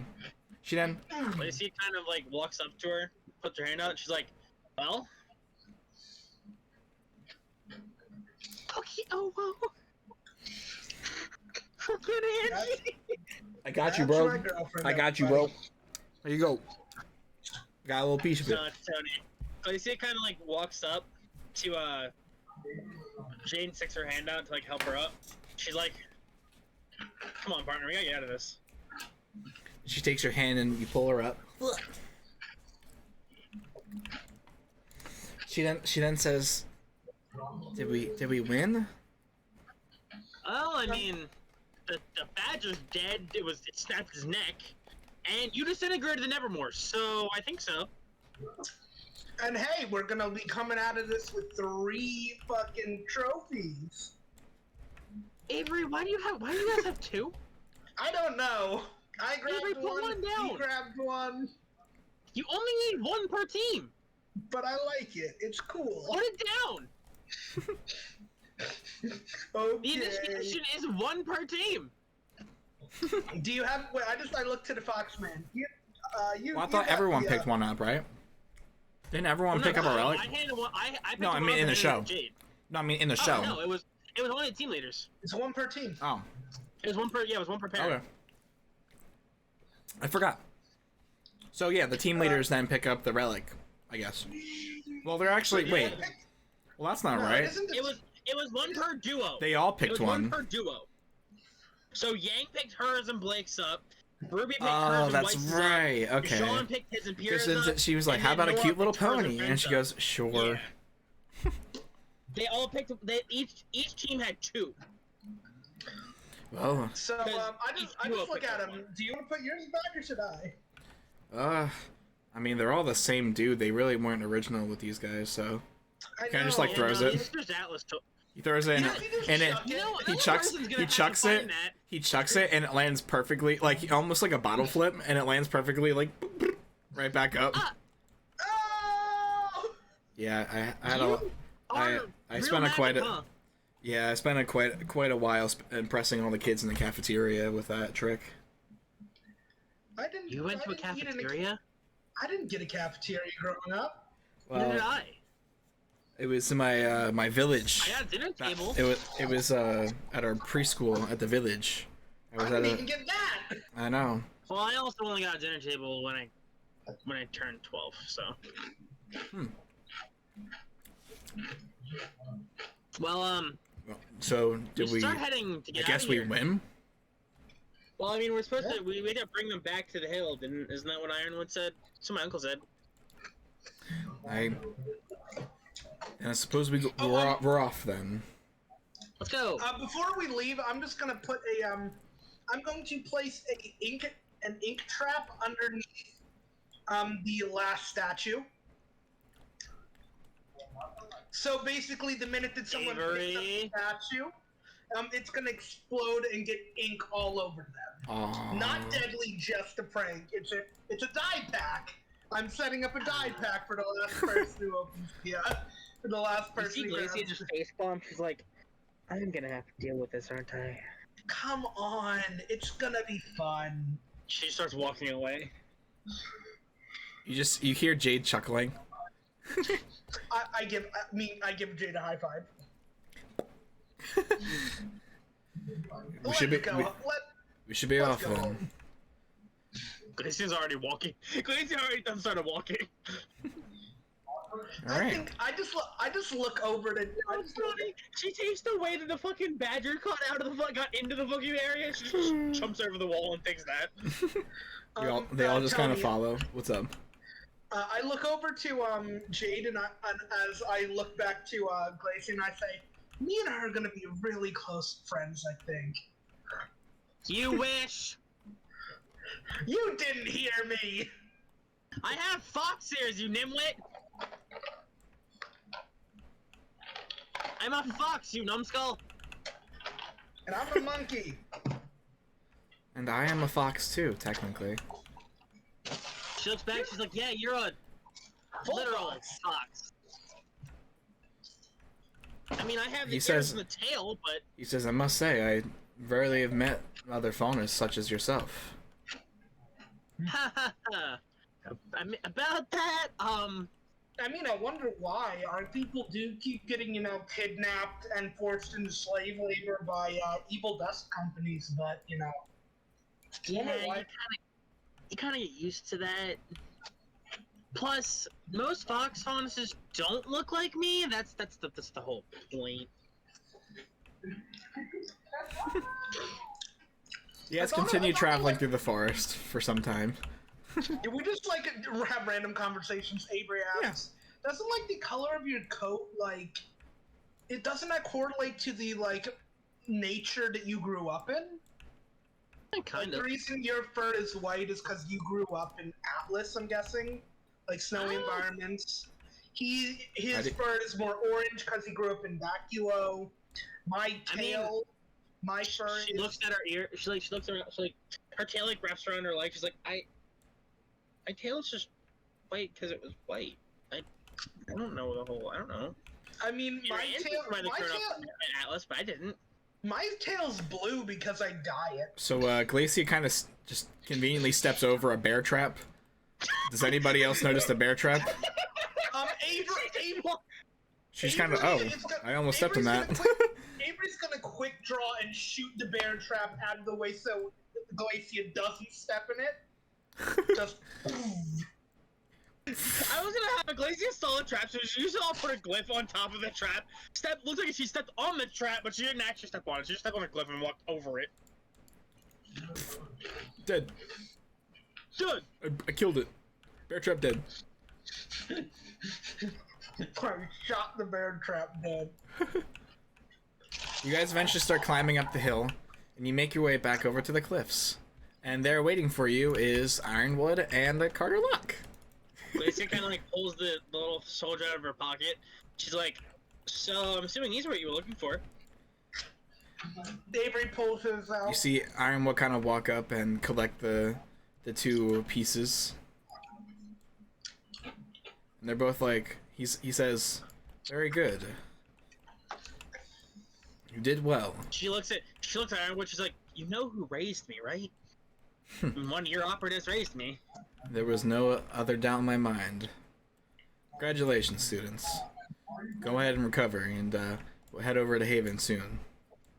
Okay, I want to wait. I want to wait for the last group. I want to see how they do. Glacia kind of like just skips past them.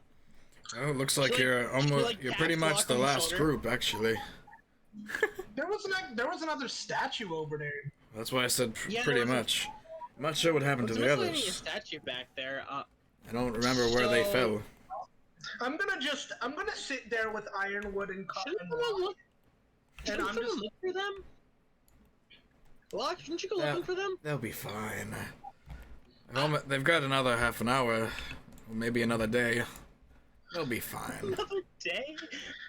I'm gonna just wait with Carter and Ironwood just because I want to see what happens. I want the satisfaction. Well, I think I'm going to recuperate. Jade, would you like to join me? She then looks up at Fox and goes, "Sure."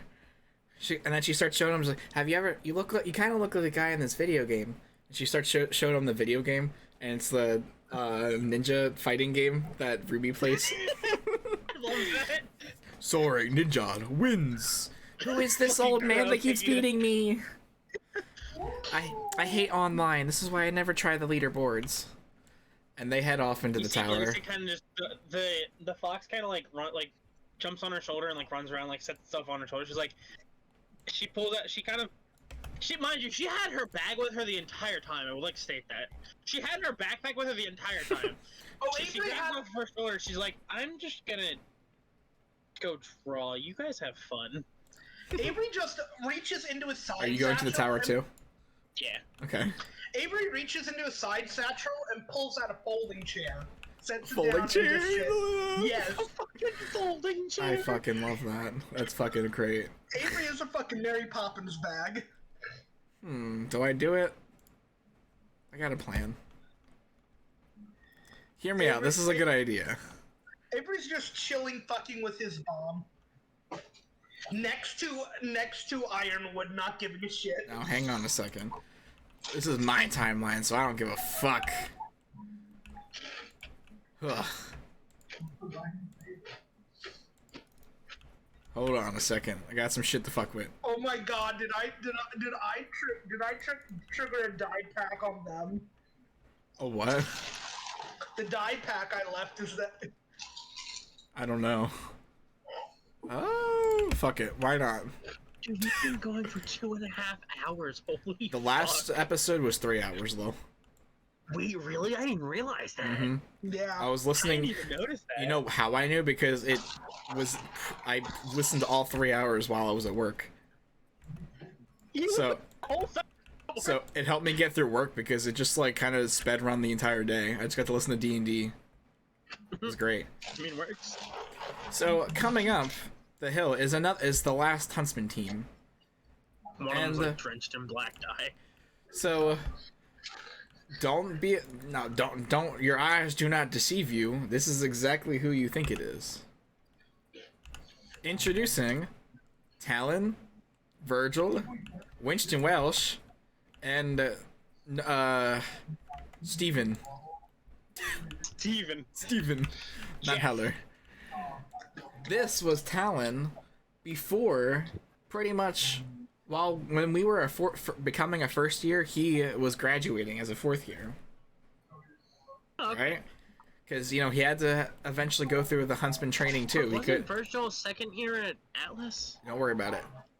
He was at this time he was kind of shadowing Talon because he was still his apprentice, so technically he still got to kind of he operated here, but then he goes back to school later. I gotcha. And then we'll figure that out later. Anyway, as they approach Avery, you meet the final team coming in. They're like, Who's covered in dye? I just need to know who's covered in black Winston dye. Wells. Of course it's fucking Wells.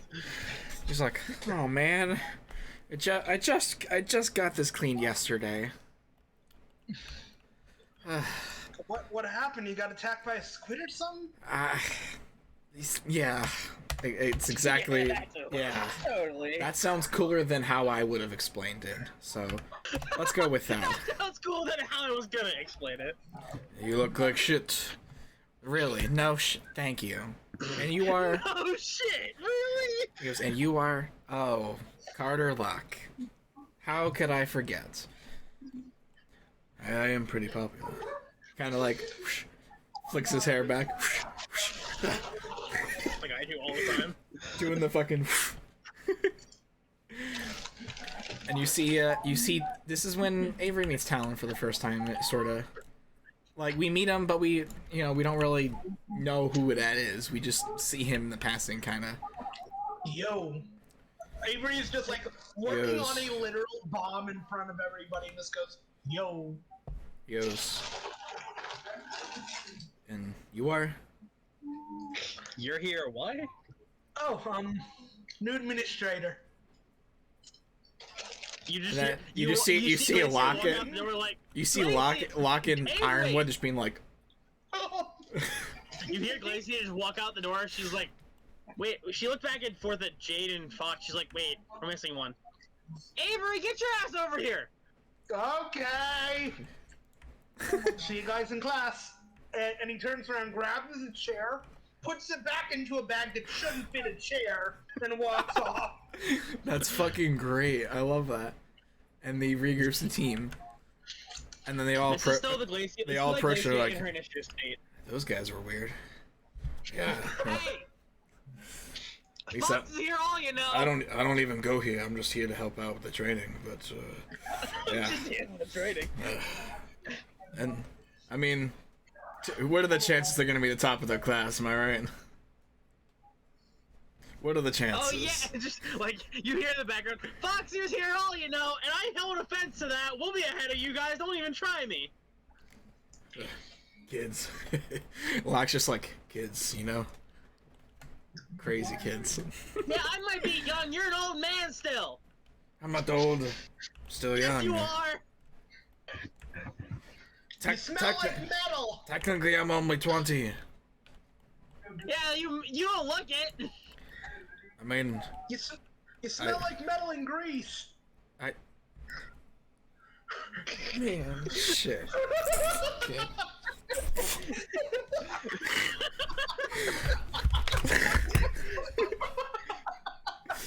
Fuck it. Glacia does that, and then she just takes Nobu up and goes back to drawing. He just casually... Lock witch. He just goes into the water. You know what? Fuck this shit. I'm out. fucking... Ironwood's like, he'll be back. And he's just like, he's sitting at the bottom of the river being like... Ironwood's like, it's fine. He doesn't die. He'll be back anyway. Fuckers, man. I had a good comeback and everything. He looks at the armor on and he's like, God damn. And from the from the ocean, he's just like...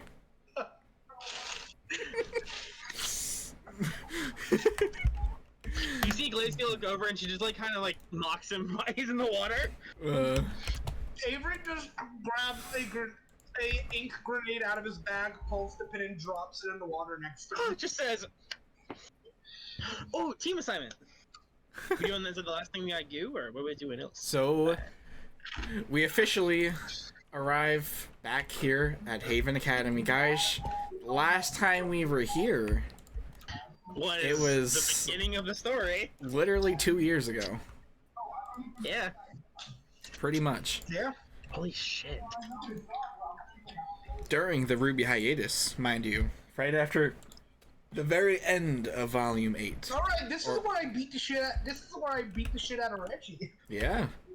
Still gotta buy Reggie, but we'll get him eventually. Reggie in the fucking mountains. Mm-hmm.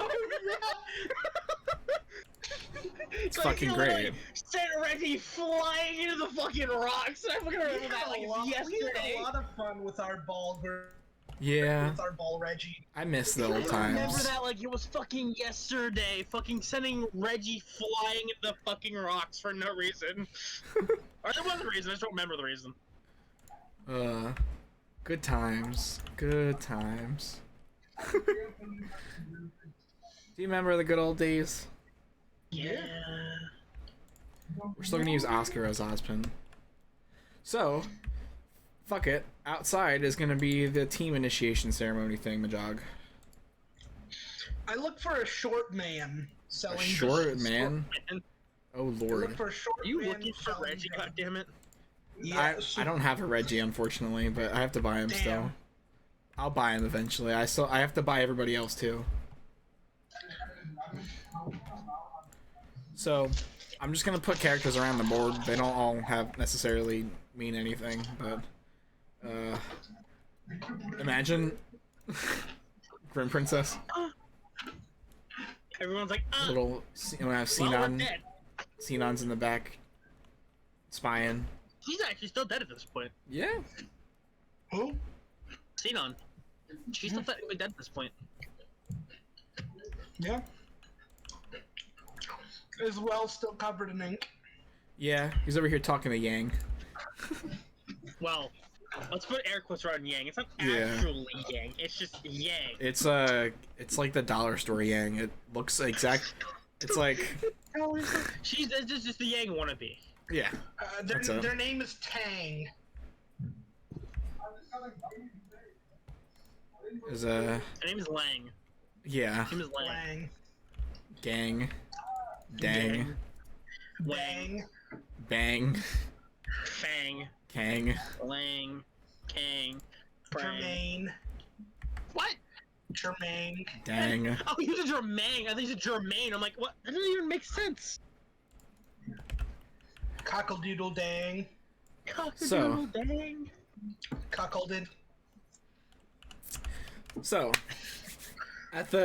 When you arrive back at Atlas, everyone's kind of gathered around the center square as it's Haven. so yeah, at the center square of Haven, and you notice that you can tell just by coming in. This is the first time we're ever landing here, so this is the first time you're ever seeing his courtyard, and it looks like this is kind of like where all the main events happen, like all kinds of like almost like the main, like the city, you know, like how sometimes in the city square they always got crazy like public stuff going on. This is pretty much the main exhibit of where all kinds of events are held. There's like all kinds of like stuff to do around here, like you know, funnel cake, shit like that, weird stuff.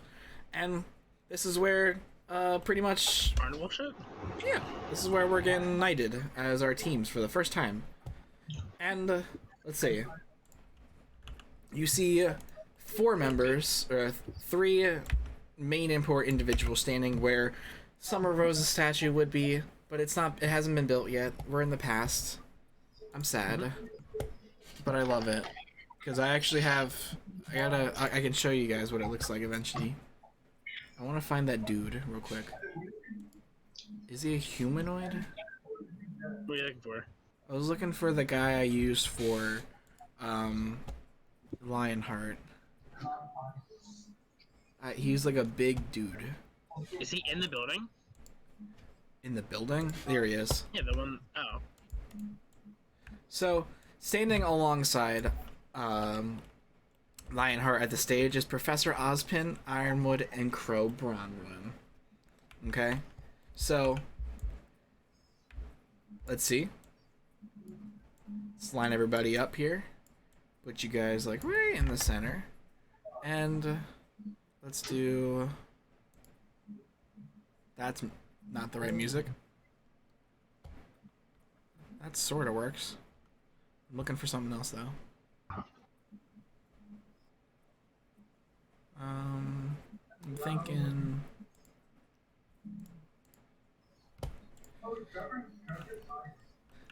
Students, you survived the Emerald Forest and collected the Elysian soldier pieces. From this day forth, you shall be known as Team Jaeger, or Team Jet. How should we say? We gotta determine it right here, right now. Is it Team Jaeger or Team Jet? I feel like we should be the Jaegers. We should be Jaegers. I like the Jaegers. We got Team Vote. Jet. Team Jet. I like Jaegers because it matches the actual like letters. That's what I'm thinking, because it's the spelling. You know what I mean? Yeah, we could do the Jaegers, like how Team Coffee is Team Coffee. What do you think, Chris? I'm fine with the Jaegers. Jaegers? Team Jaeger? Team Jaegers, yeah. Okay. From this day forth. The whole thing, the names, the character names, and the I team like. names. I do. I think that's cool. It's representative of both things that we enjoy. Plus, we merge parts of that story anyway at some point. I mean, yeah, Mavis literally has Murasame and Yatsufusa. And literally Akame and Karome are in the story. We have all of Night Raid in here. Yeah, for real. We literally have Night Raid in here. All right. We've Leona in here? Yeah. We have a Night Raid in this game. Yeah, there's a We Leone. made a Night Raid. They're another brand. They're essentially a collection of like bandit tribes or their own like like tribes that aren't they're not huntsmen, but they kind of do their thing. They do different huntsman groups. work, but they're not bad bandits. Yeah, like they do huntsman work that's kind of dirty huntsman work in a way, like where they because they're assassins. They do the assassinations, yeah. Pretty much, but of like They do what the huntsman will. assholes, dickheads, bitches. So, from this day forth, you will be known as Team Jaeger, led by Jaxen Fox. Congratulations, team. And he sends you off, and everyone's like, "Yeah, woo!" So Avery was. So what happened to Fox to let Avery be the team leader? So, because as we find out later in the future, Avery ends up becoming team leader, and from what we read a little bit of the Glacier's journal in the comic book series, like we not out yet, but essentially she talks about how something happened in the past, during her time in school, where eventually their team leader was lost to them, and Avery stepped up and took the mantle of team leader. Lil. Unfortunately. So, who we shall see what happens there. Jade just kind of like brings everybody together and like big group, and she kind of tries to do like a. She kind of. She's so strong. She speeds, like sets the camera up and sets a timer like 3 seconds, speeds back to the group, and then keeps everyone together. Is like and gets a nice on Glacier's shoulder and like pokes his head through. Gets the selfie and then grabs the phone. Tony, Tony, in the selfie, Avery has three. He has his 3 glass clones. All put bunny ears on everyone's head. I love that. That's great. So we just got fucking bunny eared, but in the worst way. It was kind of awkward for me and everyone because we all have different types of ears on our head. It just kind of. It's kind of in the middle of the ear. Yeah. It goes up in the middle. It's like, what the? See, mine are more spaced out more, but yours, like, you'd have to, like, get it lined up pretty perfectly. You have to line that up perfectly. Yeah. Because the fox ears are so much closer together. Yeah. Avery's a scientist. He could do it. He's a scientist. He can do it. Scientist. It's true. He's not joking. Scientist. It's real. Scientist. Yeah, scientist. Well, like, he's good with redstone, you know. He can operate a piston or two, maybe a slime block. Minecraft? Why are we talking about Minecraft all I don't of a know. sudden? And we are officially Team Jaeger. I like that. Jaegers. Gotta change the title now. Lionheart, fuck off. And they send us off. Well, guys, we're officially a huntsman team. Well, I'm sure it'll be interesting to get to know all of you in due time. You guys kind of notice Glacie kind of like shrills back and like the whole I don't like talking to people again. So she kind of like just steps back. She's like, "We'll get there." As she just goes and jumps on the rock, and you just take her notebook out and she starts drawing again. You see Jade kind of speed up next to you, and she goes, "I bet we will, won't we, Ice Queen?" She's like, and that was the first time she's really spoken a real sentence. Tony, when Jade looks over her shoulder, when Jade looks over her shoulder while she's drawing, she sees a very, very, very detailed portrait of Winter. Oh. Because she has what Glacia has is she has a picture of every single one of her family members that she's drawn on her own in her book. Speaking of which, you look up you almost kind of look directly up, and sitting in the tree, kind of sitting there watching, you see Winter Schnee, and she says, "They grow up so fast." And you just the fox is like twitch. As like she heard her. She kind of just like jumps down from the tree because she knows she's probably expecting a vicious hug coming in. As she heard her, she looks up at the tree, but she realizes to jump down. Everyone just kind of looks and sees Winter to kind of land next to them, and they just get tackled to the ground. She's like, "Why are you here? You didn't tell me you were gonna be here. I thought Ironwood said you were in town. I didn't think you were gonna be at the school." Yeah, well, I just couldn't miss this for the world, I guess. She's like, well, I mean, you heard everyone's name, I would assume. She, like, points to Jade. This is Jade. You then see Jade speeds in and hugs Glacia Mom Winter. She's like... You'll get used to it. That's Jaxen. He's a literal fox. I don't understand. It looks cool, though. It is an honor, your lady. And she looks over at Avery. She's like, "I like this one. He has respect." She looks over at Avery, and then this is... Yeah, we don't need to worry about it. She looks him up and down, and then notices he has no shoes, and then you just see the blankest, like... Avery just looks at her. Avery looks at her and goes, "Nice to see you again." Again? Again? Again. Have we met before? Glacia like side eyes him, and he's literally like, "Excuse me." I guess you might not remember me. I was a bit younger back then. I was one of your father's pet projects. Glacia like steps in front of Winter, like slowly puts her hand on her dagger. She's like, "And you were gonna try to do what now?" Oh no, nothing.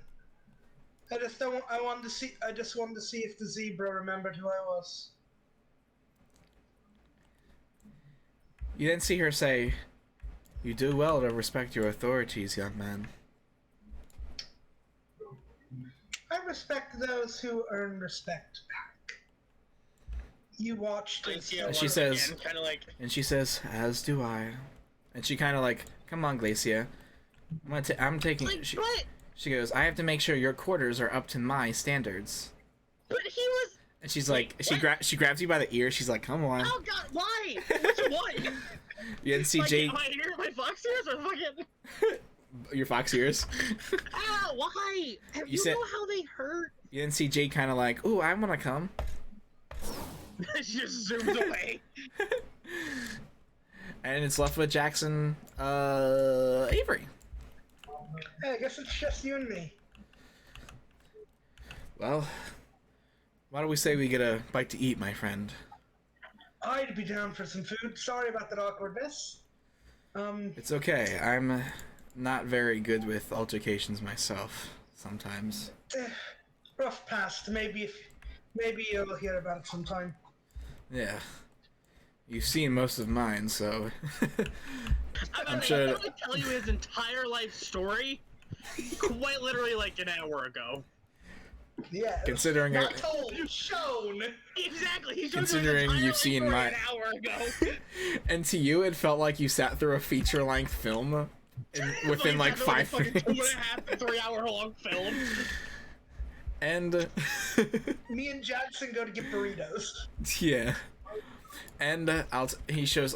I know someone who makes the best burritos on campus, better than Ooh, any crazy restaurant. I'd love me a good burrito. Let's go. So, he then takes you up. Hold on. He takes you over to Captain Bendu's ship. Hey!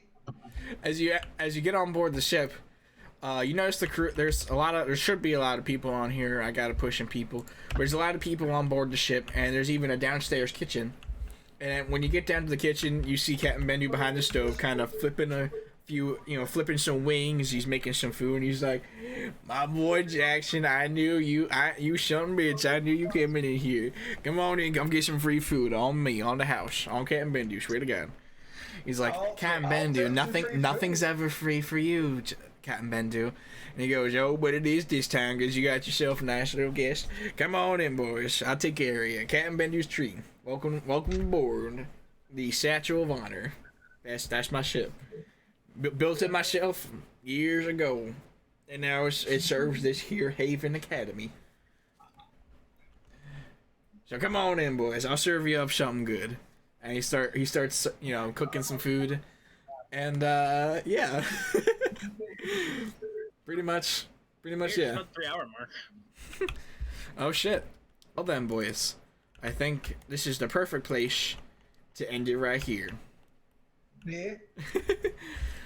Fellas, we learned a lot about, I think, a lot of us today. A lot of character development. No shit. I mean, we also learned that Koyuki came back from the future into the past. That's true too. Also, we learned And quite the first time we see fucking Winter Schnee on screen in their campaigns. We have never fucking seen. We have not yet one to see her time. on screen. We got her on the phone a couple of times.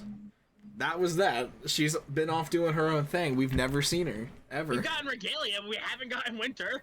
Actually, actually, we got her in the And Atlas also, Adventures. I did, To be fair, we did get her in Atlas Adventures, but it wasn't the main storyline. Artemis Chronicles. Yeah, Avery's been wanting to say that. and like to her meeting her Winter. daughter.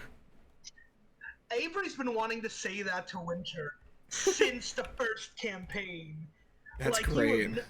No, here's the reason. Like, he holds no grudge against, at least in this timeline, he holds no grudge against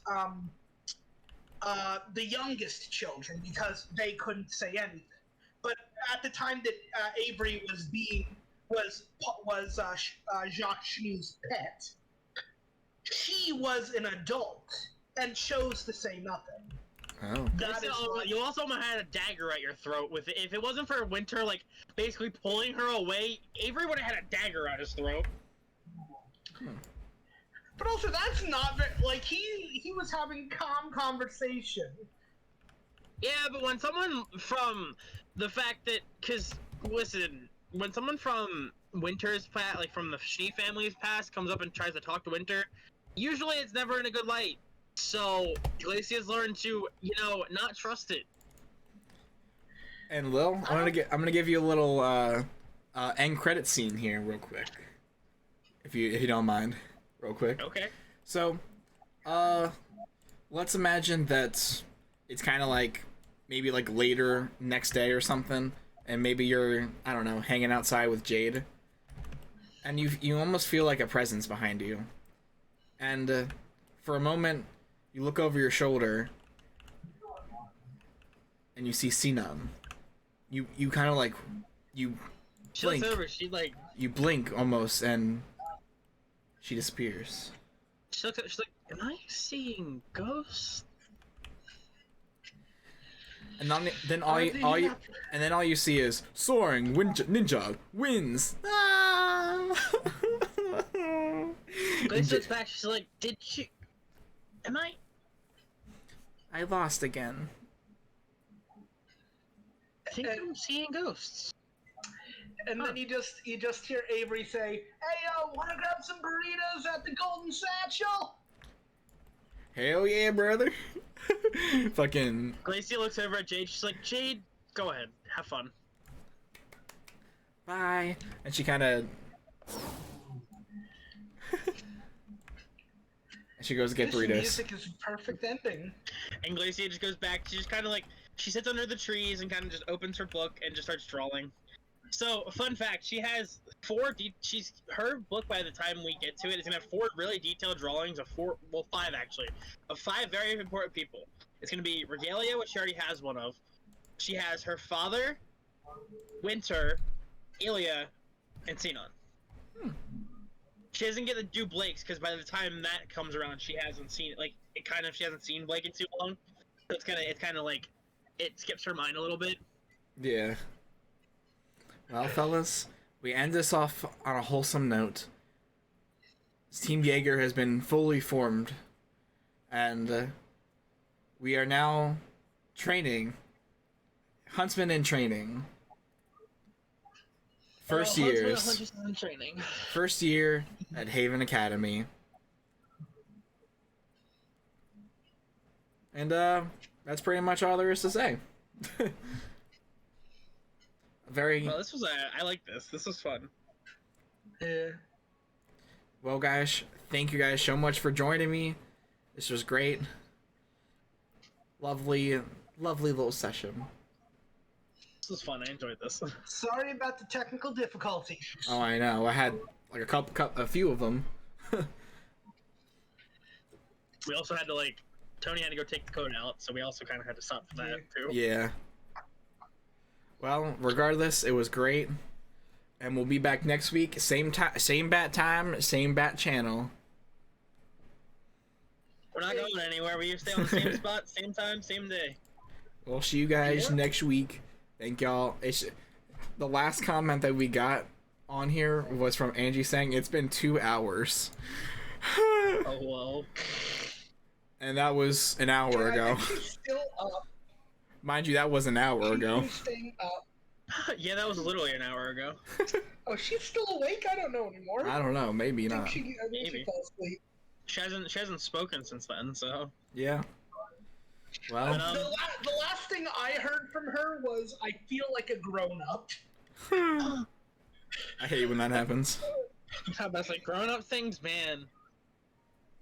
It's because she never stays up this late, so she said she felt like a grown-up. And then I guarantee the minute she said that, she fell asleep. Alright, well. Well, fellas, Thank you guys for joining me again. It's been real. See you guys next time. Have it going. See ya. Bye.